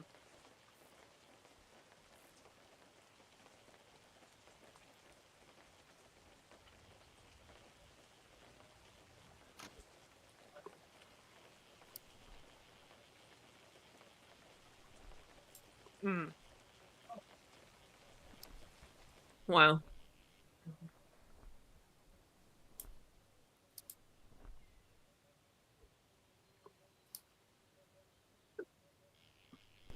I've been muted this whole time. Oh. I mean, like, it's on one hand, and I can't speak for Bethesda, obviously, but like on one hand, I could see like this is for people who have played the game and who just want to jump in and get back into it, like go for it. Oh, But on the other oh. hand, I definitely agree. Yes, absolutely. But here's the thing: one of the like, when you're done with a game and you don't really look at it very much at all, and then the first time that you interact with it is because you see a social media post, and that social media post is someone who's never played the game before, and they're asking, "What's up with this?" Like, I found this equipment in the first dungeon I went into, and I haven't found anything better. What's going on? And all the responses are, "Oh yeah, that's from the Creation Club. They gave you like post end game like equipment. There's nothing better in the game, really." And Yeah, like, I do think that should be locked behind some sort of story content or some sort of like, okay, if you want this stuff, go do this side mission that you don't have to do. Like they definitely could have been better about that. yes. Okay, so to that end, I am I'm like, okay. So one of the cornerstone of what I'm writing this breakdown of Fallout 4 about is how the game is not balanced because of some fundamental flaws with it. And one of the fundamental flaws with it is, how the hell do you build an explosives character? Like, that is explosives is intentionally and in regards to the perk chart built up as, hey, you can just fight with explosives. Everything about the way that the perk chart is designed indicates to you that you can just use explosives. That's your primary form of combat. And Well, see, now we're getting into the fundamental issues of the perk chart itself, which was a big misstep in my opinion to begin with. Yes, exactly. So like, I'm getting into that, and like that, like, so that I'm doing that with a lot of different types of combat, because most of Fallout 4 falls, it's about the mechanics of the combat. A lot of it is about the mechanics of combat. Like, you can criticize it on its story merits in an entirely different branch of critique, but I'm getting into like, how the hell do you play these particular styles? Like, where are you going to get your ammo from? Does enough drop in the game? Do the necessary materials to craft the ammo, do they drop frequently enough in the game, etc., over and over again? Right. And the bitch of it is that Obsidian addressed this in New Vegas, because you were able to craft Yes. all different types of ammo and like go to like a workbench and do what you had to do, right? So I spend an entire Fallout for Hope season playing an explosives build, testing this, being like, yeah, this is proof. You cannot play an explosives build in this game without a backup skill. And that backup skill for more than half of your playthrough from like level 1 to, I don't know, 20 or whatever, you're going to be relying on your secondary skill instead of explosives. Right. And then they release that extra Bethesda, like that Creation Club content because of the show. And it gives you all of the sudden weapons that are explosive exclusive. And it does the exact opposite of what happens in Skyrim. It's like, hey, bro, you know that broken explosives mechanic? Well, now there's way more accessible ammo for an explosives gun because of this Creation Club content. And I'm like, I don't know how to feel about this because it completely shot down an entire... Because this just comes with the game now. It doesn't matter which version of it you buy. You're going to get it automatically, you know? And it uproots a lot of... But at the same time, it's also stuff that's not specifically built into the, oh, this is naturally going to spawn. You have to know about it and go out of your way to craft it to make it work. So... Is what I'm describing making any sense? Yeah, like it's a lot of. Okay, so with Fallout 4, again, the big problem stems from how they handled skills and perks. The fundamental issue, I think, with that is Shminis. Is the way that the perk is the way that the perk chart was implemented instead of going into using.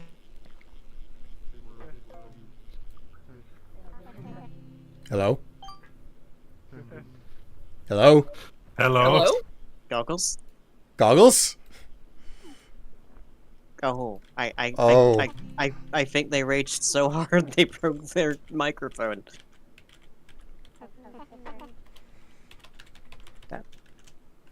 Last thing I heard was Schminish. Pretty much. I need to go. Shit. How do you deactivate free cam? N, I think. And Thank you. Jeez. Goggles is just forever here. Yeah. Mm-hmm. Goggles, no. To be cut off mid-sentence too. Mitch The Shminis. fates. Mitch Shminis. No, it is a terrible... there was too much Can Schminish in say her life. where the wind blows. Oh no, there she goes. Where the Schminish thought. Cut off right at the Shminis. Did I get That's Shminis? fucking... Oh, Are you there? Yeah, I'm here. I think I got Shminis. Yes, you got Schminish. It was... Dang. The timing was great. You just... Last thing we heard was Schminish. God, that was funny. And then no more goggles, just Shminish. That's it. All right, so let me try to TLDR what I was saying here. The issue with No, yeah, go on. the Goggles. issue with Fallout 4 is like such a fundamental part of the gameplay is broken through the lack of a skill system and the implementation of perk system. Because with the skill tree in New Vegas and 3, it really allowed you to create a character that felt unique, that felt special to the world, that felt like you had very, specific things to offer from a gameplay perspective, from a roleplay perspective. Fallout 4 just went nope. So, like, the very foundation of that system affects everything else, including things like the explosive system, the medical system, the combat, everything. Like, a lot of it, to me, boils down to that implementation of the perk tree and the lack of skills. Okay, yeah. You are basically of the same conclusion that I have come to, and I've had to get, like, poetic about it, because it's like, well, how on earth do you like really dress up the fact that this is a problem and not just say the same thing over and over again? So it's reassuring to hear this, Yeah, like I like the different Fallout communities that I'm in, But I feel like because everybody wants to like be a part of Bethesda and they want Bethesda to recognize them and they want to do all that, which is fine, get the bag. At the same time, there's a lot of community members who are hesitant to do any sort of criticism, even light critique about the game because they don't want to offend Bethesda. And it's like, I want to be truthful and say like, yes, I do have fun with the game and I do appreciate it, but at the same time, there is legitimate stuff here to critique that could improve the damn game. I mean, the freaking crazy part about this is that I got early access to Fallout 4 not because I was someone who was known to do Fallout content, but because I was with a larger network of people. And someone who was responsible for retrieving game keys had a game key and specifically sent to my inbox. It was like, hey, I was told that you might be interested in one of these. And I immediately responded. I was like, I am so happy I could kiss you, Like that was the way that like me getting an early access copy of Fallout 4 went for me. It was because of the network of people that I was with at the time. And I've never been on that like, oh, I am on their special boy list ever in my life. I feel like I've never been on that special influencer person list in regards to any video game. And I think I've had way too much of a,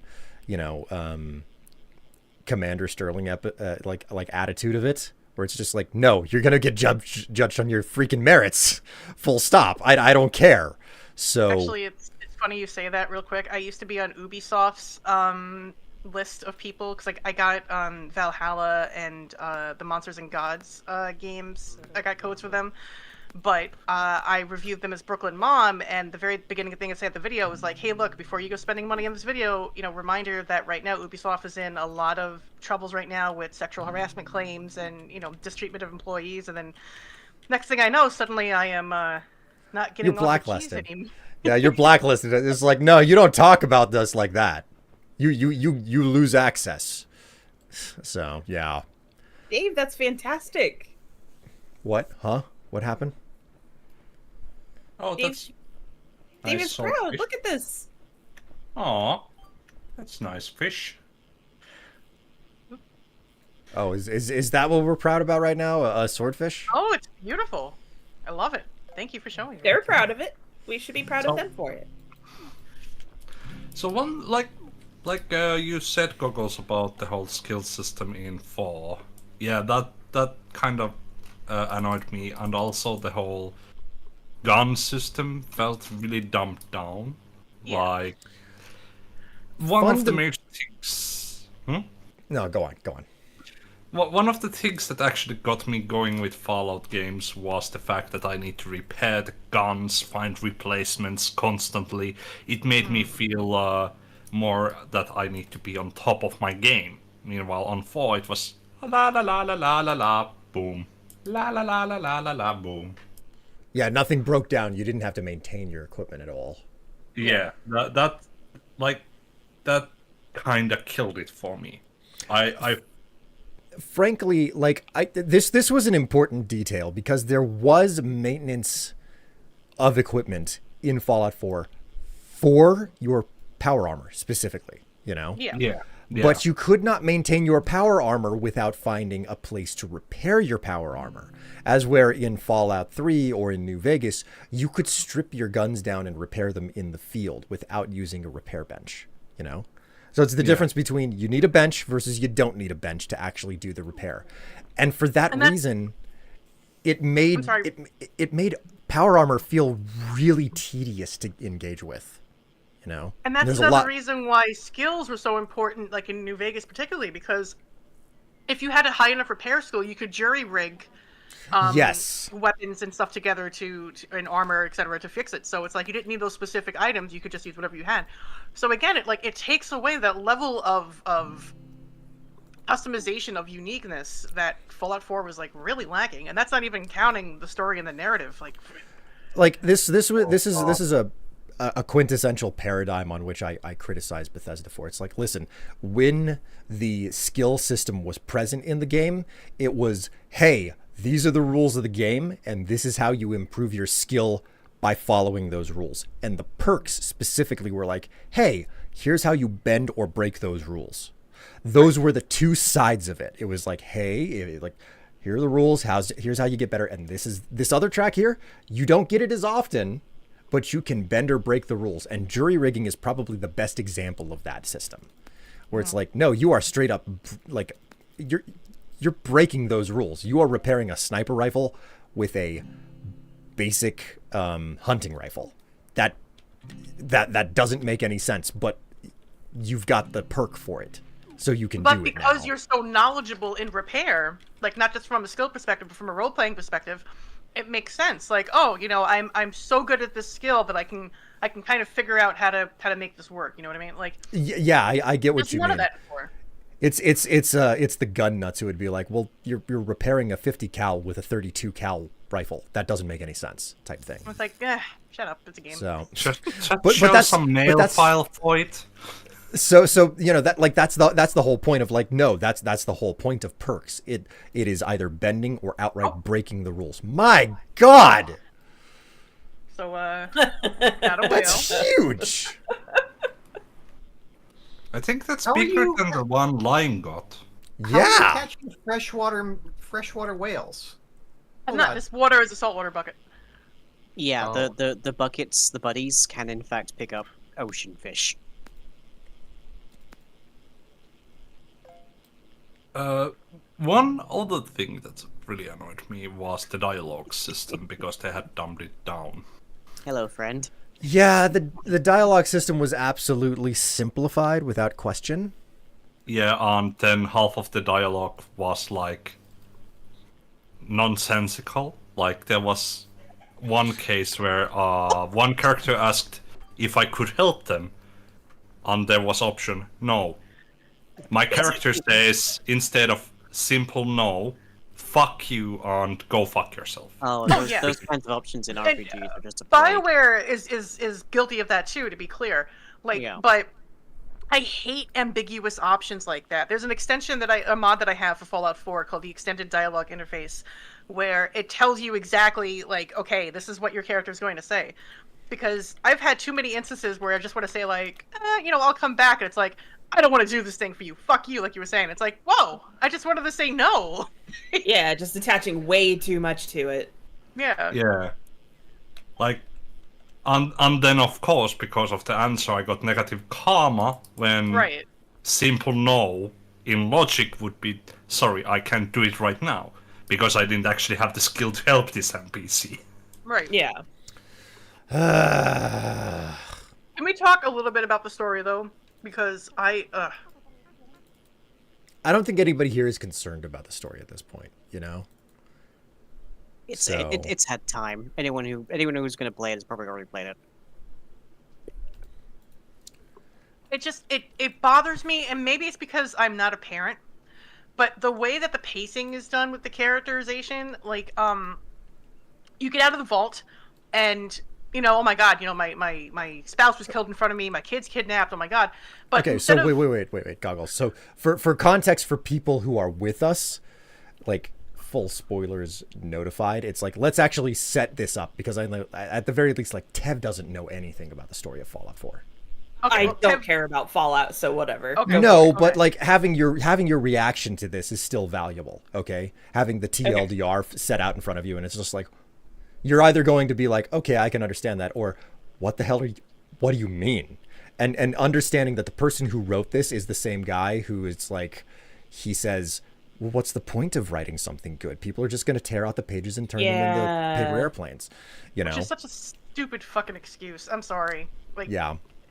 But okay, so the setup here is that you, as the player character, it is a couple. It is a man and a woman, and depending on whether or not you want to play a man or a woman in the game determines whether or not you play the husband or the wife in this. Okay, so whoever you choose, you get to play as, and then the other person is the one holding your newborn son. Whenever the bombs get dropped, you are a pre-war couple. And you rush off to a vault where you are frozen cryogenically. And then, who knows how long later, you are unfrozen. Now, you as the player are not the one holding the baby, okay? And they unseal the pod across from you, which is your spouse holding your son. And they shoot and kill your spouse and steal the baby, and they freeze you again. That is the setup for this game, okay? And then you exit the vault and you go off to find your son because you are unfrozen at some point and you don't have any clue how and or why that happened, okay? Well, and here's the problem. Instead of immediately incentivizing you to go find your kid, the game encourages you to immediately sidetrack to help the Minutemen. And to stay in your town that you knew before the pre-war, build it back up, work with the Minutemen, etc., etc. There is no emotional incentive or gameplay incentive to go immediately searching for your kid. It's there's nothing there. Yes, exactly. So you've had this, toddler, not even a toddler, it is a newborn. The child is less than a year old when he gets frozen in the process and then kidnapped, okay? So time goes on, you go through the main story and you discover that the time between when you were initially unfrozen and your son was kidnapped and then you find your son has been 70 years. So your son was taken out of cryogenic hibernation and grew up to be 70 years old before you find him. And when this happens, I am not shitting you if you discuss with your son, what about the spouse who was killed in the process? They say to you, and this is important because you're like you're the main character. You become the leader or a major character in any number of the factions in the game. Your son says to you, oh, you're the leader of, whatever faction, or you're a major high up ranking member.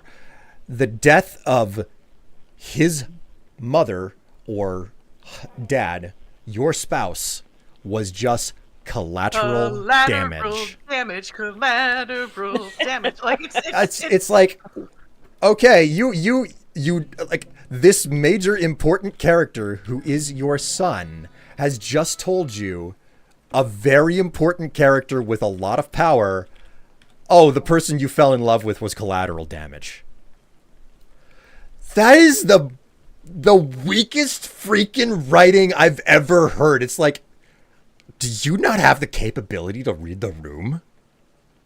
Like, seriously, like, you want to talk about, like, trying to pass a speech check from an NPC standpoint. This is the definition of not even trying. And the other half of that, too, is that they really had an opportunity in the pre-war section to have you spend some time with your spouse, spend some time with your kid. Like, they could have had you do a couple of quests or something, like, oh, go check in with Sean, go check in with Nate, or your spouse. Go give this to your neighbor, right? Really make you feel as if you were connected to the family and the neighborhood there. But they don't do that. They just don't. So, as a non-parent, I get this quest to go find my kid. It's like, well, no, I don't want to do that. Let me go help the Minutemen because that's what you're telling me to do. Go help the Minutemen and rebuild Sanctuary. Mm-hmm. And so by the time you do all that, like, I've completely forgotten about my kid. I don't care about the spouse because I didn't know him enough to care about him. It's just a failure of the writing and the narrative from the top down. Yes. I would like to add, I swear the writers wrote themselves into a corner with also the merc who kidnapped his son to hide the time skip. They just used the excuse of, he's a cyborg. Here's the thing. Kellogg was a compelling character. There could have been so many more routes of, like, you could have met this guy and it could have resolved in a, like, hey, listen, guy, I'm sorry that I hurt you. I'm just a merc. I'm doing a job. Okay. And you could kill him outright, but you could also be like the sympathetic person of like, okay, well, it's just a job to you. Maybe you still have something to give up to me, type and of they situation. even had a second opportunity to do this because you get, he's kind of implanted in Nick now. So that could have been a real interesting opportunity to be able to communicate with him and like get to know him better as a person, and either completely get rid of him outright or have him live in the sort of symbiosis with Nick. They didn't do anything. They have all of these interesting plot points, and they just don't do anything with them. And then we get on to something like this, and the immediate follow-up is, geez, I wonder if they'll learn their lesson and write something better for their next game. How'd that go? I didn't play Starfield. How'd that go? Okay, so Goggles, the best way for me to describe this to you, you know how you'll play through a Bethesda game and the main story will be like, okay, that did the job, but it may not have been the best. But then you'll go and you'll play through like a side quest or something, and you'll be like, oh, that faction quest was way better, So the way that Starfield is set up, its main story comes into like how NASA came to understand like how you execute faster than light travel and everything. So that's the quintessential paradigm that it's based on.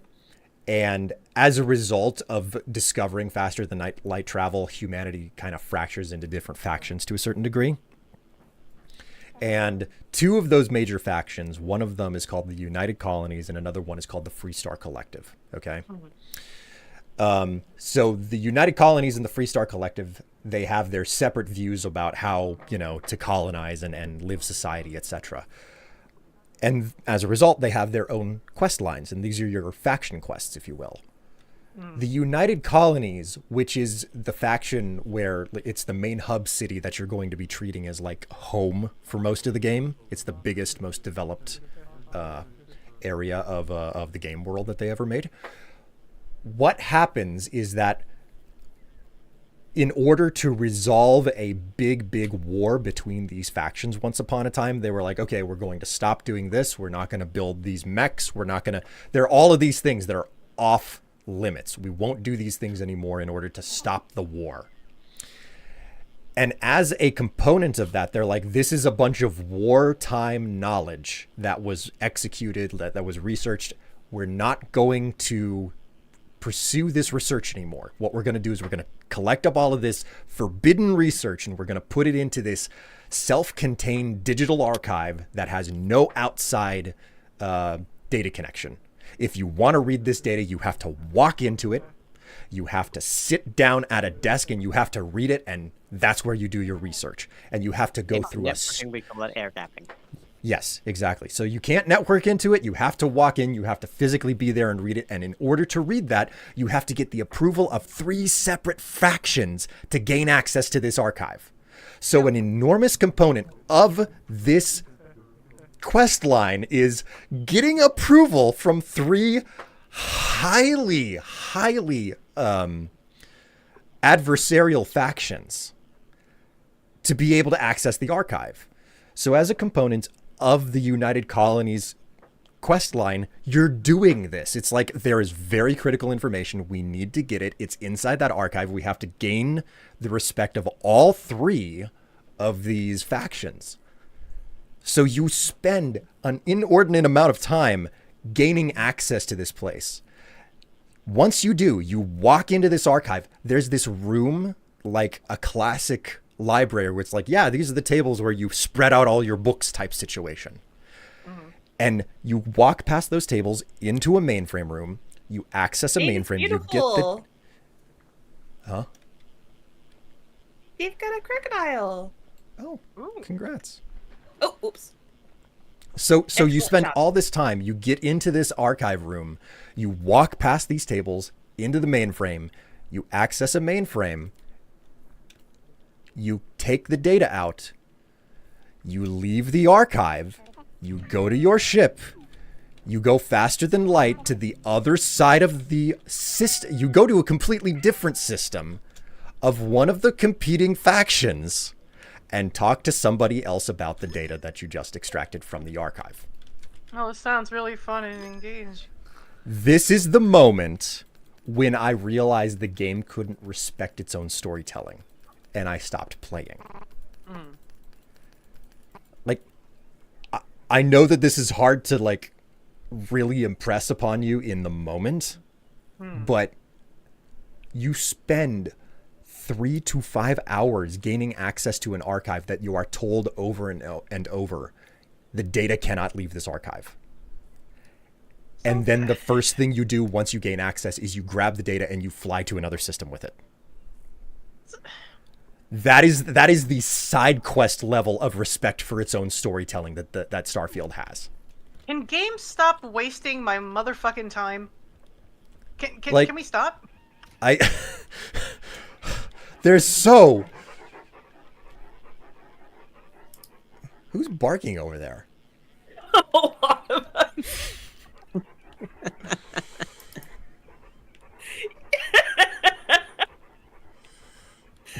Oh my god.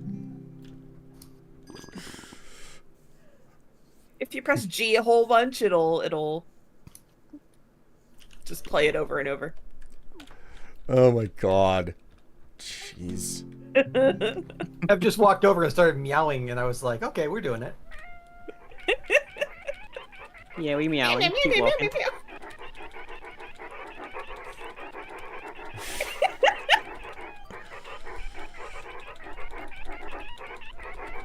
Oh my goodness.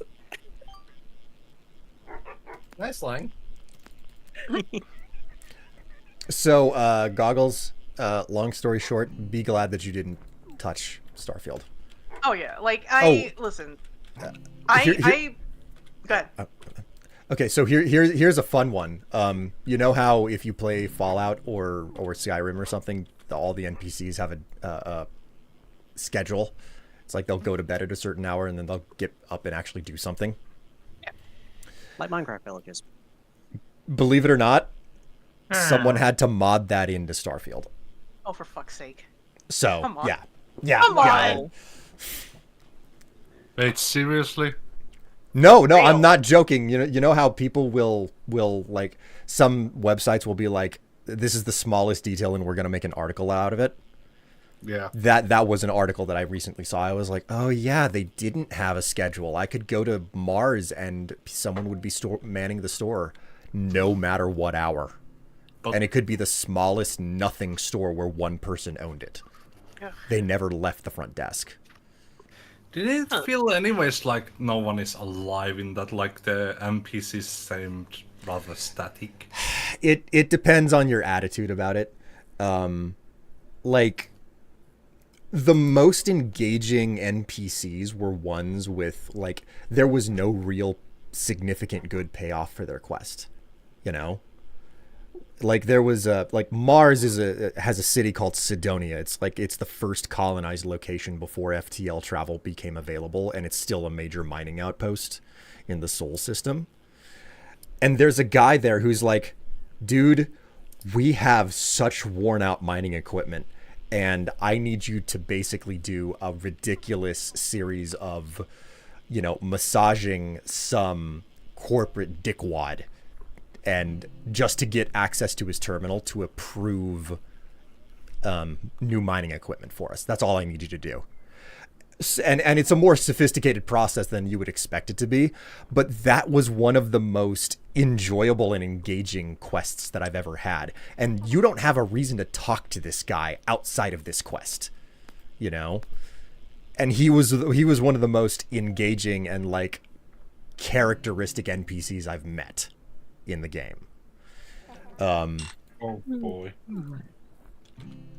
It may be getting late for me here. Why does Bethesda do this? Because I tell you, Fallout 76, for all its flaws, there was an excellent quest done through the Mistress of Mystery and her faction that is now no longer, like, all the members are dead, and you go through all the training and everything. Beautifully written, fantastic characterization, everything was done so well. And that was, like, one of the few things about the game from a narrative perspective that I really, really enjoyed. And it's like, how do you get these side quests just so interesting and compelling and, fun to play, but the main story just sucks shit? Like, where did this talent go? Where did this effort and this passion go? So, I'm not going to speak to what exactly, because I've spent more time than I wish understanding the internal workings of Bethesda Softworks than I want to know. But my understanding is that there's this guy named Emilio who, Yes. according to the community, and I don't want to give the community to the community Grain likes of to salt, assign. grain of salt. Yeah, the community likes to assign like all of the blame to one person and be like, oh, we have a scapegoat type situation. Also, lying, if you have to check out, totally understand. It's gotten awfully late for you. It's technically 6 a.m. right now. You're a sight rest. ahead of us. Are you gonna check out lying? I say I'm technically sorry. because it was daylight savings yesterday. Oh my word. Okay. Well, anyway, the way that the community tells it, Emilio is responsible for all of the writing.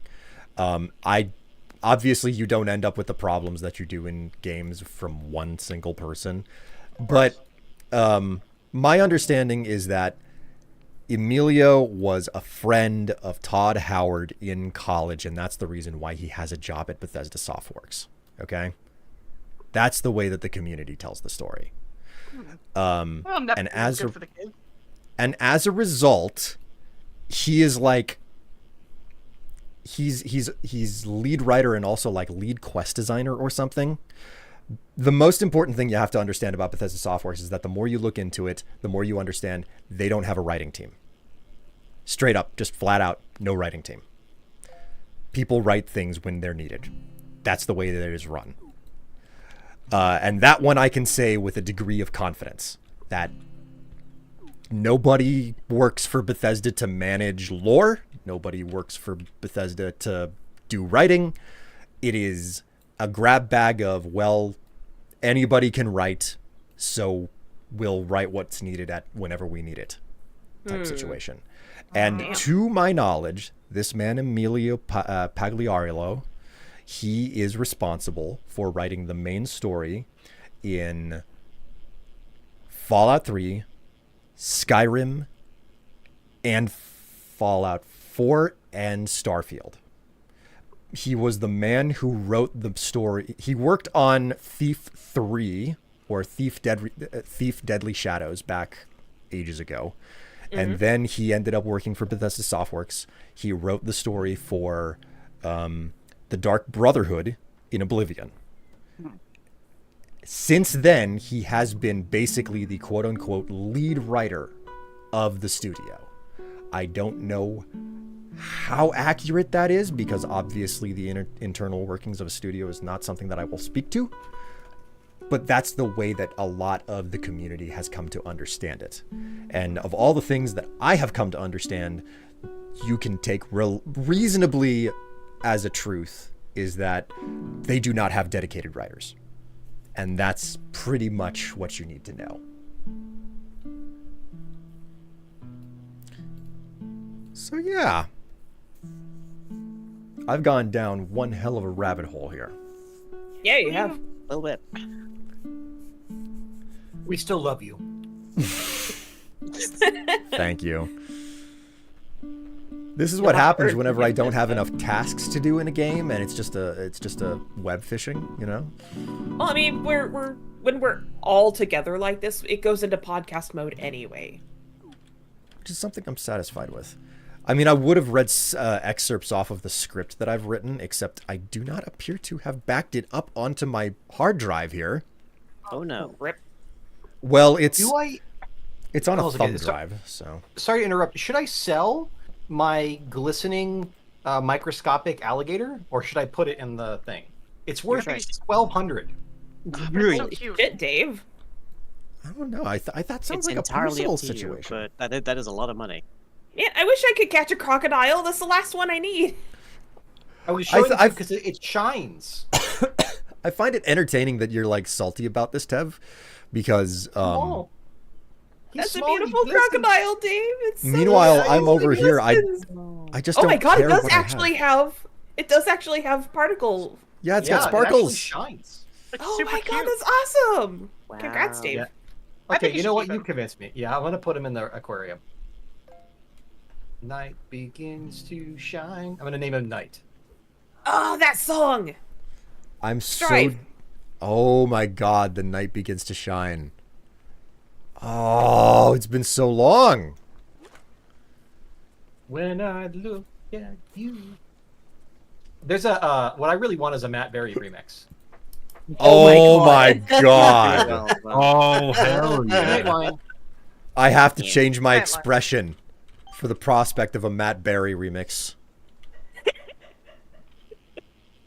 I'm keeping my expression for Matt Berry remix. Jackie Daytona. A regular human pod in the...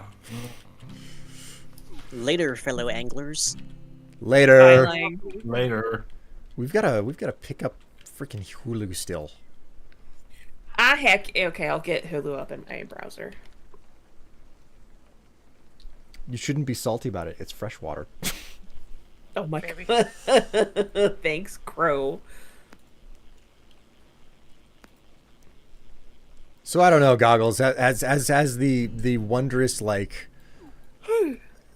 rabbit hole I stumbled down helped to clarify some things for you in any way? A little bit. Like some of it is stuff that I've heard like kind of through the grapevine, you know, and some of it is stuff that I'm thinking about and sort of piecing together and going, okay, yeah, that fits, right? Like, but I mean, this just goes to show that if you know all of this is true, like this is why you need a writing team to bounce off of. Like if they're, you know, you yourself can't come up with the million, you know, good ideas. This is, you know, collaboration is so needed when it comes to writing. Excuse me. Yes. Oh, it's such an experience. I mean, that's one of the reasons why the season of Minecraft that I've been working on for Strife Solutions has like stalled out. It's like I need to spend more time on the writing material. I'm not gonna do justice to a lot of the stuff that's been written already if I start rushing other parts of it. And Tev can attest to this. Can I? Oh, you can totally attest to this. We sat down and we started trying to make figure Yeah, things yeah. out for some of the episodes, and it was like, oh, we don't have enough figured out here. I was teasing you. Oh, Yes, I okay, can attest to it. okay. It's not just a you problem, it's a me problem too. Because I was like, what do we do here? Well, yeah, that's just it. It's an us problem in regards to like how the hell we work with the writing. That won't be difficult because we kind of bounce off each other pretty well. Yes. I mean, at the same time, I'm very interested to see. We haven't told you, Goggles, about a lot of the stuff that's happened with your character in the scripting. You know, like you know as much as you do, which is very early on in our scripting and everything. But we've come up with ways that your character is going to be more important later on. So it's like, oh, I didn't know that was going to happen with the character. Same thing goes for Dave, you know. So Yeah, like Not to be sometimes giving- when you're writing, not that I'm a professional writer or anything, but like when I'm writing, you know, different nonfiction stuff, like sometimes you realize, like, oh, this is where this is gonna go, right? Like I didn't see exactly. this coming, Exactly. When writing is very much a process, you don't necessarily know where things are going to end up by the end of your writing. Sometimes the writing has to go and flow in a direction that you didn't know that it was going to take. And that's been a very informative thing for me. Kind of reminds me of one pet project I used to have all those years ago. I still need to get back to it, but the whole idea started as your typical old Final Fantasy style turn-based RPG game, where I had demon characters and like two like class canons, and I had been writing their lore, and they were basically just the type that would destroy a brothel because it's taking their line of work or something. Okay. And I had this daydream while working about a bit more tragic story for them, and I was like, oh god, this is too good. I need to change it all up. Like, all of a sudden, no demons anymore. And the two characters became the main characters, tossing the thief that was supposed to be the main character to side. And the whole story like flipped. I mean, there's stories that I remember hearing from authors where it was like they sat down to write one story, they knew what they wanted to do, and then as they started writing, the way that it was always phrased was the characters did something that I didn't intend them to. Yeah. Yeah. And I didn't understand that until I got to writing certain things. Like, the way that I write the character of William Strife in Minecraft is supposed to be a caricature of a capitalist, you know? Yeah. Willing to do anything necessary to make money, consequences and damages be damned. So when I get into writing that character, it's very clear what the motivations and the direction he's supposed to take are, but then I'll have moments where it's like, oh shit, there's character development here, and he's gonna say something that is entirely outside of that, but it makes sense given the experiences that he's been through. And it's something else to have a character who you play as suddenly have more depth than you ever intended them to have because of the way that things have gone. So Yeah, like, originally the plan was they are just two summonable characters that are class cannons. They make high damage, but are also really easy to take down. You cannot resurrect them until you get to save point because you need to summon them and all that. That was the idea behind them, and all of a sudden now they are the main heroes, their story, dramatic backstory and all. dramatic backstory. Yeah. And all because of one daydream all of a sudden, like... I mean, I've come to understand the value of... Oh, you son of a... Come over here. Yeah, I keep doing that too. Well, it's weird where inspiration can come from, right? Like, you could just, you know, be walking about, getting a coffee or something, and it's like, oh, wait, now I've got, you know, this makes sense for this character. I can figure it out, you know? Like, it just... The last time that happened with me was when I was watching the Chilling Adventures of Sabrina. I don't know how many people watched that either, so... I watched the first couple of seasons. I liked it. The first and the second season were good. Third and fourth... it felt like it lost its direction. That's how I felt anyway. I didn't But, see like- the later seasons. Didn't have Netflix anymore. Ah, damn. I mean, I watched the entirety of it all, and I was very interested whenever they started to talk about cosmology, you know? Because obviously they had to come up with their own version of, you know, the way that gods and everything work for their little, you know, world, etc. So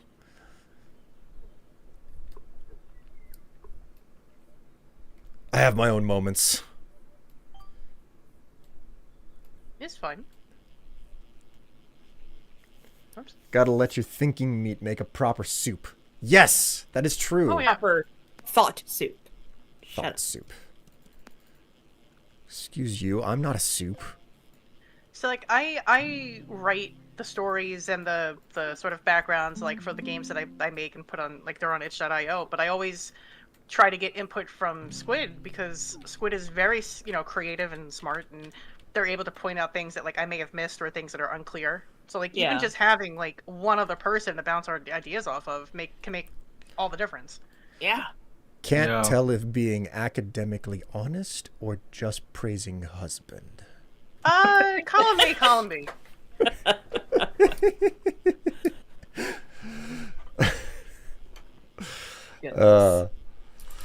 But yeah, like... I also do that, like, bouncing the ideas off from my roommate, who is more of the sensical kind of thinking. Like, he tries to find what's the right rationalized answer. Why does this work? And that was actually something that was specifically referred to in regards to the writing that you see in Bethesda games versus the writing that you saw in New Vegas, because New Vegas has so much going on inside of it that is rationalized, like straight down to. In Fallout 3, it was like, yeah, you have to be trained to use power armor before you can actually wear it. And then New Vegas had a reason why some people were wearing power armor without training. And they came up with this whole explanation behind it, you know? And as a result, there are like two different types of power armor. There's the version with like the servos in it, which you need training for. And then there's a version with no servos in it, which just weighs you down. And it feels like you're wearing a suit of iron with no, you know, mechanical support. So, and the writing is thick with that. It is the difference between a cause and effect rational writing versus an emotional writing of, I want you to feel a certain way when you hit a certain point. And that's what a lot of Bethesda's writing is about. This is supposed to be an emotional impact, and they don't really care about how they get there and whether or not it makes sense. It's supposed to be, oh my God, it turns out that my son is actually 70 years old and he's older than me now because cryogenically frozen stuff. And forget all of the rationale that happened in between. This is supposed to be a revelation. But a lot of people can't let go of the rationale to get to that spot. So another reason why I think the skills are so important, and this is going to tie into what you're saying in a second, is because, and I will die on this hill, the skills that you had also determined how you interacted with characters. So the example I always tread out for this is that if you put enough skills in medicine in New Vegas, people will refer to you as a doctor, and you will have certain, like, a couple of quests and a couple of quest options open up that you would not have if you didn't have your medicine skill high enough. So that really made an impact on me. Like, wow, you know, these people are recognizing that I have this skill, that I'm, you know, the sort of more unique person.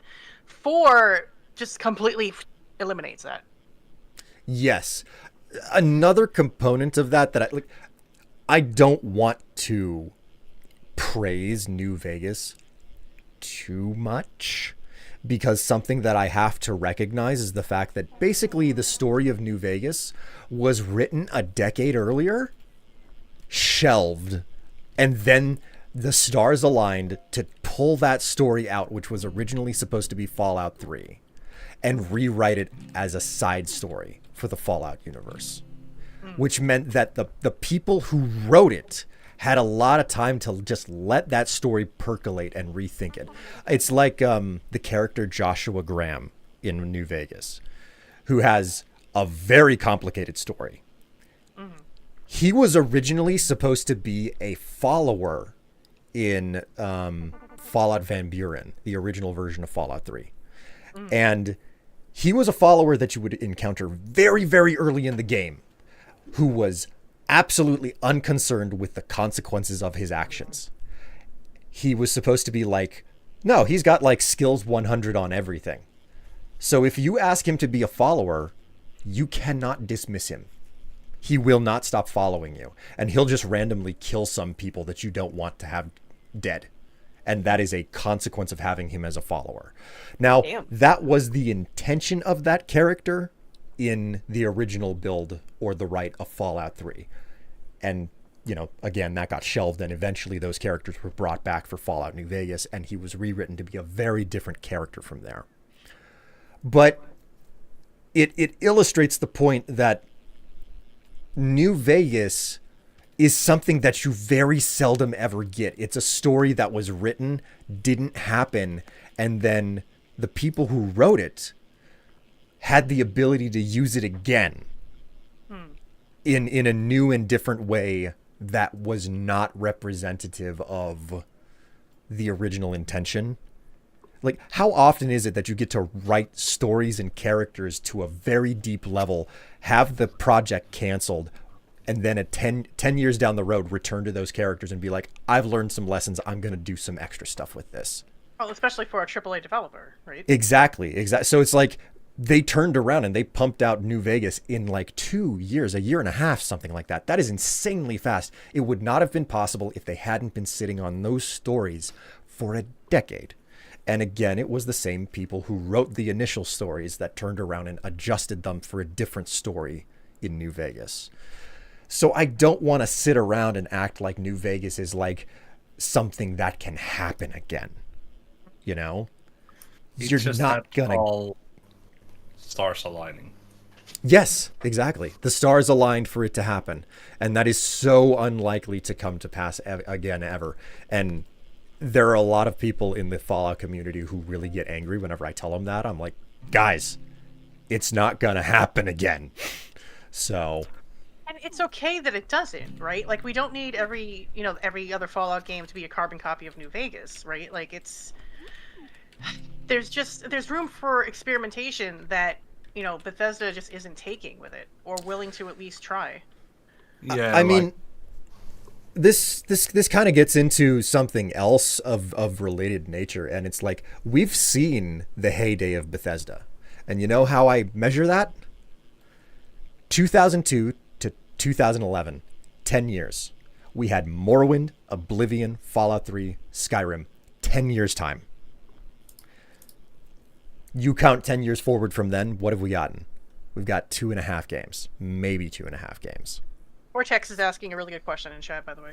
Yeah. Do you think New Vegas Remastered would look good with the engine they made Starfield on? Here's the thing about all of that. I don't like none of the failings of Starfield and whatnot are stemming from mechanical design. Mechanically, Starfield works. It is not perfect. There are absolute issues where it's like, why on earth are perks not activating and whatnot? Because that the deeper you look into Starfield, it's like, oh wow, you can take perks in that game and they just don't activate for whatever reason, you know? So for that reason alone, it's like, yeah, New Vegas would absolutely work on the Creation Engine too. It would take extra work to make it look better and operate in the proper capacity probably, but it would absolutely work because New Vegas as a paradigm is mostly working around its strength in writing. And while the gameplay is secondary, a lot of the gameplay was thought through very thoroughly as well. So, the whole prospect of like, oh, you can break down your ammo and then you can rebuild it as different types of ammo type stuff. So it would absolutely work without problem. None of Starfield's problems stem from its engine. A lot of Starfield's problems stem from its structural design of how you execute quests and how you interact with NPCs.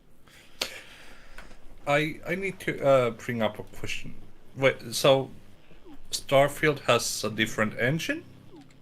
It is not a different engine. It is so to keep the story short, there was an engine from the early aughts called Gamebryo, and Bethesda bought a copy of it. Now Gamebryo has since gone defunct, okay?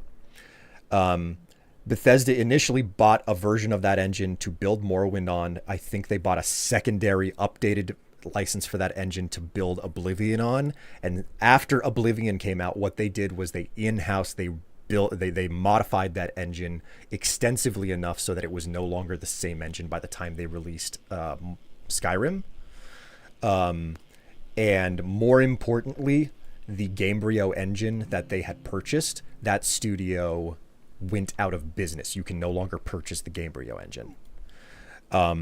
So what they have is a piece of software that was originally bought from somebody else. They have gone out of business and they have modified it significantly enough to be more with the times that it is no longer really representative of the piece of software that they initially purchased a license for, which legally makes it a completely different piece of software.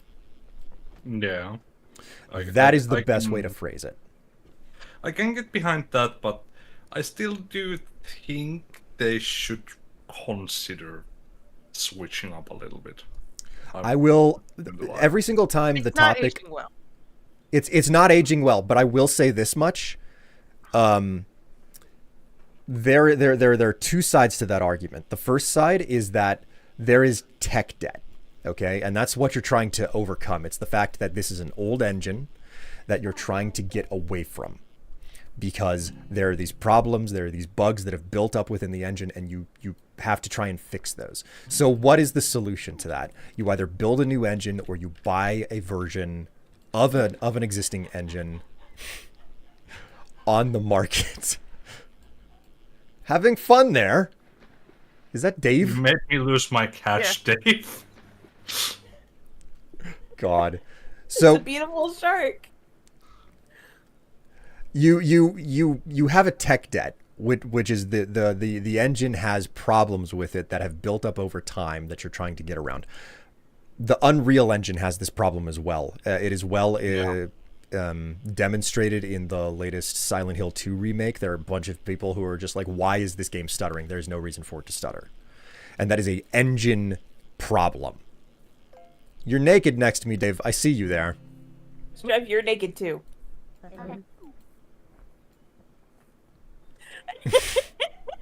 Could you two go into the bushes? No, absolutely not. You're both naked after all. So the other part of this whole process is that you don't absolve that tech debt in its entirety if you switch engines. All engines are going to have some amount of tech debt. It's a question of how much tech debt you're going to be getting rid of versus inheriting whenever you switch to a different engine. The other part, it is probably most accurate. The only game that you could argue this for more accurately than a Bethesda game is probably Minecraft. There is an enormous community built up specifically around the tool set for the creation engine. You do not compare to that with any other game engine out there. Okay? So there's a huge number of people. They understand the tool set, they understand the engine, they understand how to modify that engine. You cannot just recreate that on a dime. And it doesn't recreate overnight either. It takes a lot of time to build up a community like that. If you switch engines, there is a high probability that the community that exists around the creation engine does not come back. Yeah, but like, I was thinking more of a case 76. That shouldn't have been on that engine. It wasn't ever built for multiplayer games. Oh yeah, 100%. 100%. Now that actually opens up a secondary like line of questioning that I don't know how to answer, which is the fact that the one thing that Fallout 76 really has going for it is the fact that there are no interior and exterior cells. You don't have to load into a building. The building is just there. You walk into it. Okay? Yeah. Like that is utterly like that's just the way that the game works. And the question suddenly becomes, why am I loading into and out of buildings in Starfield when this was something that they had to figure out with Fallout 76 as an engine? Because That's a fair point. They modified that whole, like there were so many things where I was like, okay, I can say a lot of bad things about Fallout 76, but technically they have done a lot of amazing things with this game to make this possible on this engine, which was never designed to work with it. Dave, I swear.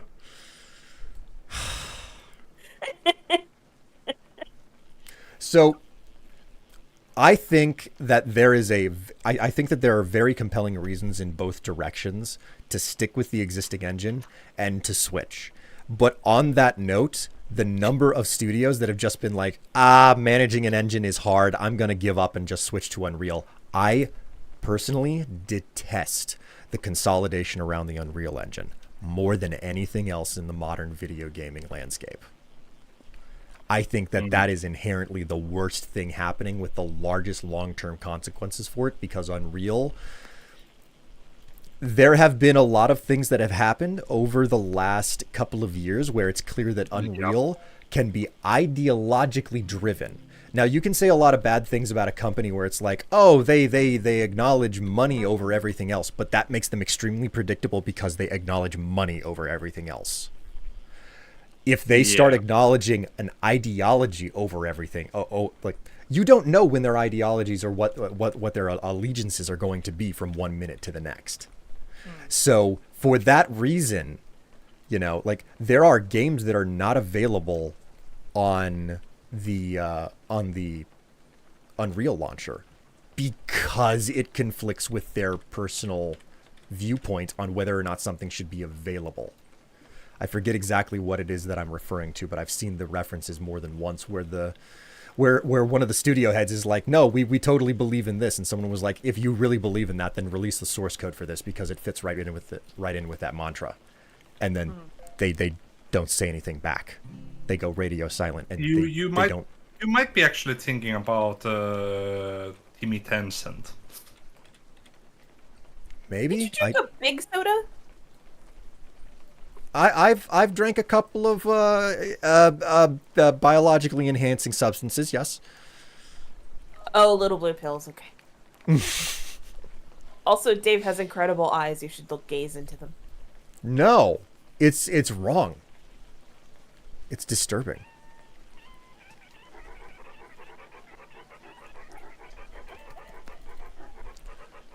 I don't know. I hope that my messaging has been clear to a certain degree and on point. Yeah, So- definitely. And I mean, what you are saying basically has been shown by the whole mess with Unity last year.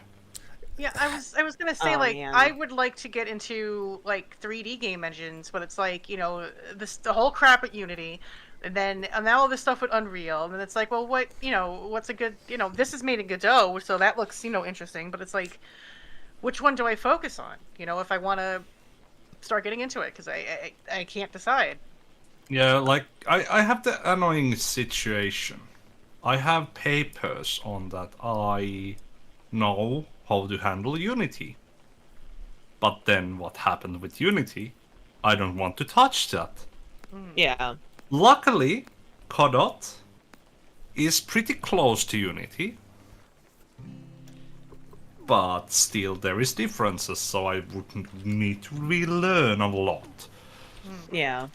I But mean, see- like I'm sorry, but like a good example of this, of like someone moving to a new engine and like having to grasp it for being something completely different. I don't want to throw shade at something which is like someone's first solo project or anything, okay? But I'm going to bring this up as an example. The guy who was in charge of all of the major art direction behind Skyrim and Fallout 4 and a certain hunk of Starfield, he left Bethesda to do his own personal project, okay? Oh, Rodina. It is called the Axis Unseen, okay? Oh. He Which looks switched. cool. He It looks very switched cool. to doing single player. He's a single developer. He's an art director, so you got to give him credit where credit's due. He's not the person who designed like combat mechanics or character design or like encounter design or anything like that, okay? But he built Axis Unseen into the Unreal Engine, okay? And he had to learn a lot of new things about it. Now I picked up, I was watching the development of this game, and I picked up the demo of it when it became available. It's available in full force now. I played the demo. Guys, I cannot give it a pass. I can't even say, hey, it's worth a shot. I can't. I absolutely can't. Okay? And this is an example of someone who has worked on major AAA studio titles that are renowned, but worked with the Creation Engine, and now is trying to work with the Unreal Engine. And the difference couldn't be more stark. It doesn't, like, trying to walk around the world doesn't feel good. Sneaking away from enemies doesn't feel good. The controls feel incredibly floaty. I'm not... Oh, Goggles told me about my bait. I'm so sorry. I forgot to be a masturbator. So Yep. I played it too. I don't know, Will. I think it's just like one of those things that's early. I agree that like the vibes are really strong, and but it's kind of agonizing, and it's a bit frustrating that like for example there's like this big hunter vibe, but then you go to hunt and you realize they don't give a shit about that. The monsters just don't even. Yes, yes. So it's like I don't want to throw shade. Like it's I don't expect an art director to be a world class like, you know, I can do all of these things about a game. Okay? The visuals of the game are on point, which is what the guys experienced at. But it demonstrates that like that it's such a complex topic about moving to a new program and designing something new, you know? Yeah. And in regards to this particular game, at least walking away from the demo, I was like, I'm not convinced by it, you know? So, and you know what? One thing that it did teach me that felt just straight up very Unreal, like Unreal Engine-esque, which was I would just arbitrarily get hucked up into the air with no warning, you know? I would just like all of a sudden get propelled up into the air, and of course there's fall damage in the game, so I would suffer as a result of that. I've never actually had that happen outside of trying to go after a giant in Skyrim with Bethesda's games. I don't remember having been launched in the air without like really doing something intentionally where it's like, oh, well, that's what happens whenever I do that, as opposed to my experience with the Unreal Engine. Now that's probably just a me thing, because I know that a lot of people have talked about weird physics results in the creation engine. But at least in my small capacity, I've never experienced physics errors like I did in Unreal Engine games. So Kind of reminds me of old build engine on DOS killing players quite a lot. dogs, Doors. doors. Oh, Like in Duke Nukem, one of your biggest enemies was the door. oh my God. Wait, Duke Nukem Forever? No, the old Duke Nukems. Oh, Duke Nukem 3D. Holy crap. Yeah. Like it kind of reminds me of that, because like every engine has its downfall in one way or another. I mean, I think that's the most important part about that I'm trying to stress here. It's like every engine has its problems. Switching it's you're trading one set of problems for another if you switch to a different engine. Yeah, And there's exactly. a potential downside of like people don't know how to work that engine and they just may not learn the new engine ever, you know, type situation. So Yeah. And like that was the issue with Unity. It was very accessible. Everyone pretty much started with that engine. So of course there was all the tutorials for that and all that. So Godot didn't get as much of people for it. Then this whole shit last year, and people started switching to Godot. well, you know what? There was no tutorials at the time. You know what the real solution is here? Everybody's got to go the Sean Murray route. Yeah. Everybody's got to go the Sean Murray route in No Man's Sky, because they got a custom engine there. My understanding is it's built from the ground up custom. Oh, you remind me. We got to do the Halloween campaign. Yeah, we do. yeah. We do need to do the Halloween campaign. I never finished the last one, but we did. I did the fishing one too. It was actually quite good. It was fast done too. The fishing Yeah, one it was wasn't done. too long. It was But- nice. It was a quick one. But Yeah. but that's my whole point. It's like no. If there's any lesson to take away, it's to just build your own engine, like Sean Murray and Hello Games, and have a terrible initial launch, but then just keep pushing out so many updates that people say stop updating your game, please. It's good now. I think it's more of no, please, no free updates. We can pay for the money you have repented for your sins. Yeah, please, yeah.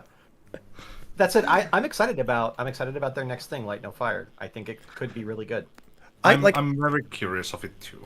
It interests me. What fascinated me about Light No Fire was whenever they put out the initial teaser, and despite how they had already redeemed themselves with No Man's Sky, everybody immediately rolled right back to No Man's Sky 1.0, and everybody was like, "Don't pre-order it. It's Hello Games. We don't forget No Man's Sky." And I'm like, then the same people go over to the new update trailer for No Man's Sky, and it's like, "Oh, you don't have to do this anymore." And I'm like, this is some of the craziest dissonance I've ever seen.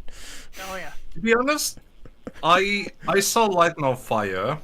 My friend was so hyped up about it, and I was like, "Yeah, but it's Hello Games. Don't you remember what happened with No Man's Sky?" At this point, I had not seen what No Man's Sky was is now, and I was like still in the living denial. It cannot be good. It cannot be good. But something inside me was just like, yeah, let's get it. Let's see how shit it is these days. I mean, look I'll to never. Daisy, a month goes by. I'll never forget when you like in group chat basically were like, walks into room, throws down the game. It's good now. Walks out of room, and I was like, bro, it's been good for like a couple of years now. What rock have you been living under? Yeah. Speaking of games, denial. speaking of games that used to suck but now maybe could be good, Nifty, explain to me why I should play. What is it? The game you were just playing, was it War something or other? No. Final Fantasy 14, obviously. No. The other one, Warframe. Warframe. Yeah. It's free to play. No, that part I know.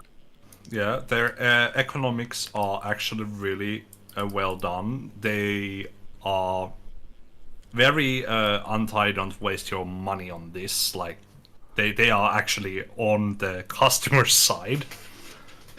Like there was this one case where they noticed, wait a minute, someone sent like $20,000 to their way because they tried to gamble certain thing, and they went like, oh hell no. And they removed the whole system, returned the money, and said, look, you should maybe consider where you put your money. Wow. So, Digital Extremes, I like them. They are kind of community oriented. Just a kite. So, God's sake. you can achieve everything without paying a single cent. You can even get the skins that would usually cost something, except if they are 10 gen, which is player-made skins, and you pay them through Steam. And by the way, 10 gen, like I said, player-created skins. The money goes to the maker of the skin, not DE. They are actually being good about that too. And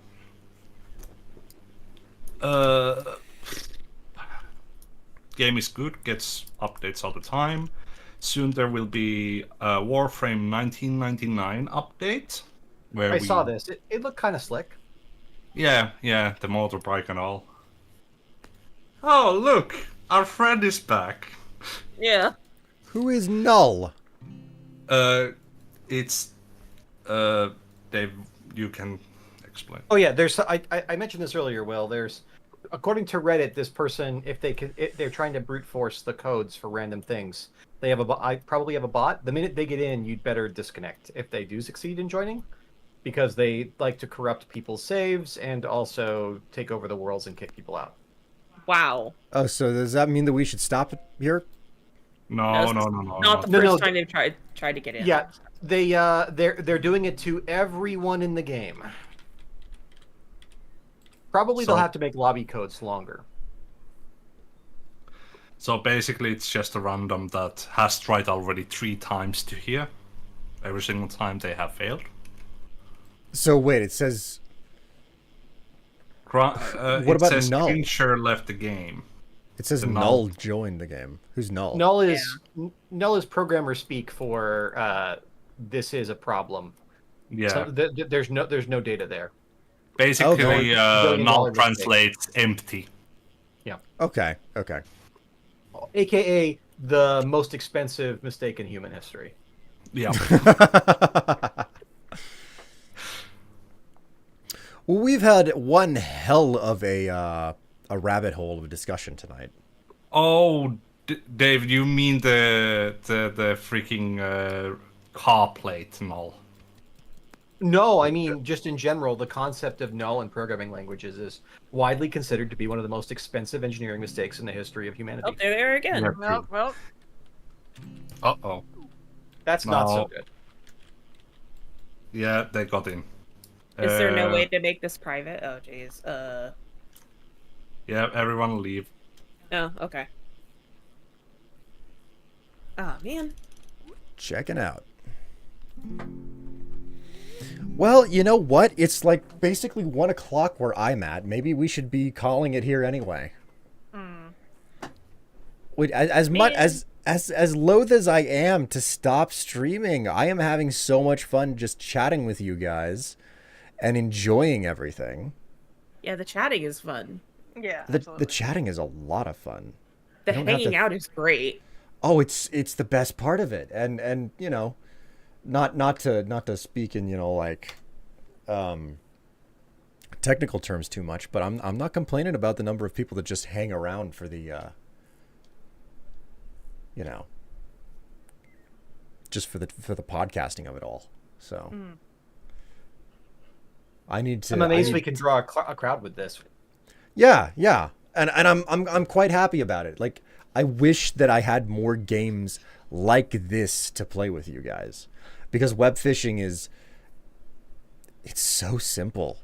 It's so It's simple. very relaxing. Mm-hmm. Man, oh man. But team, you have been wonderful. You have been lovely.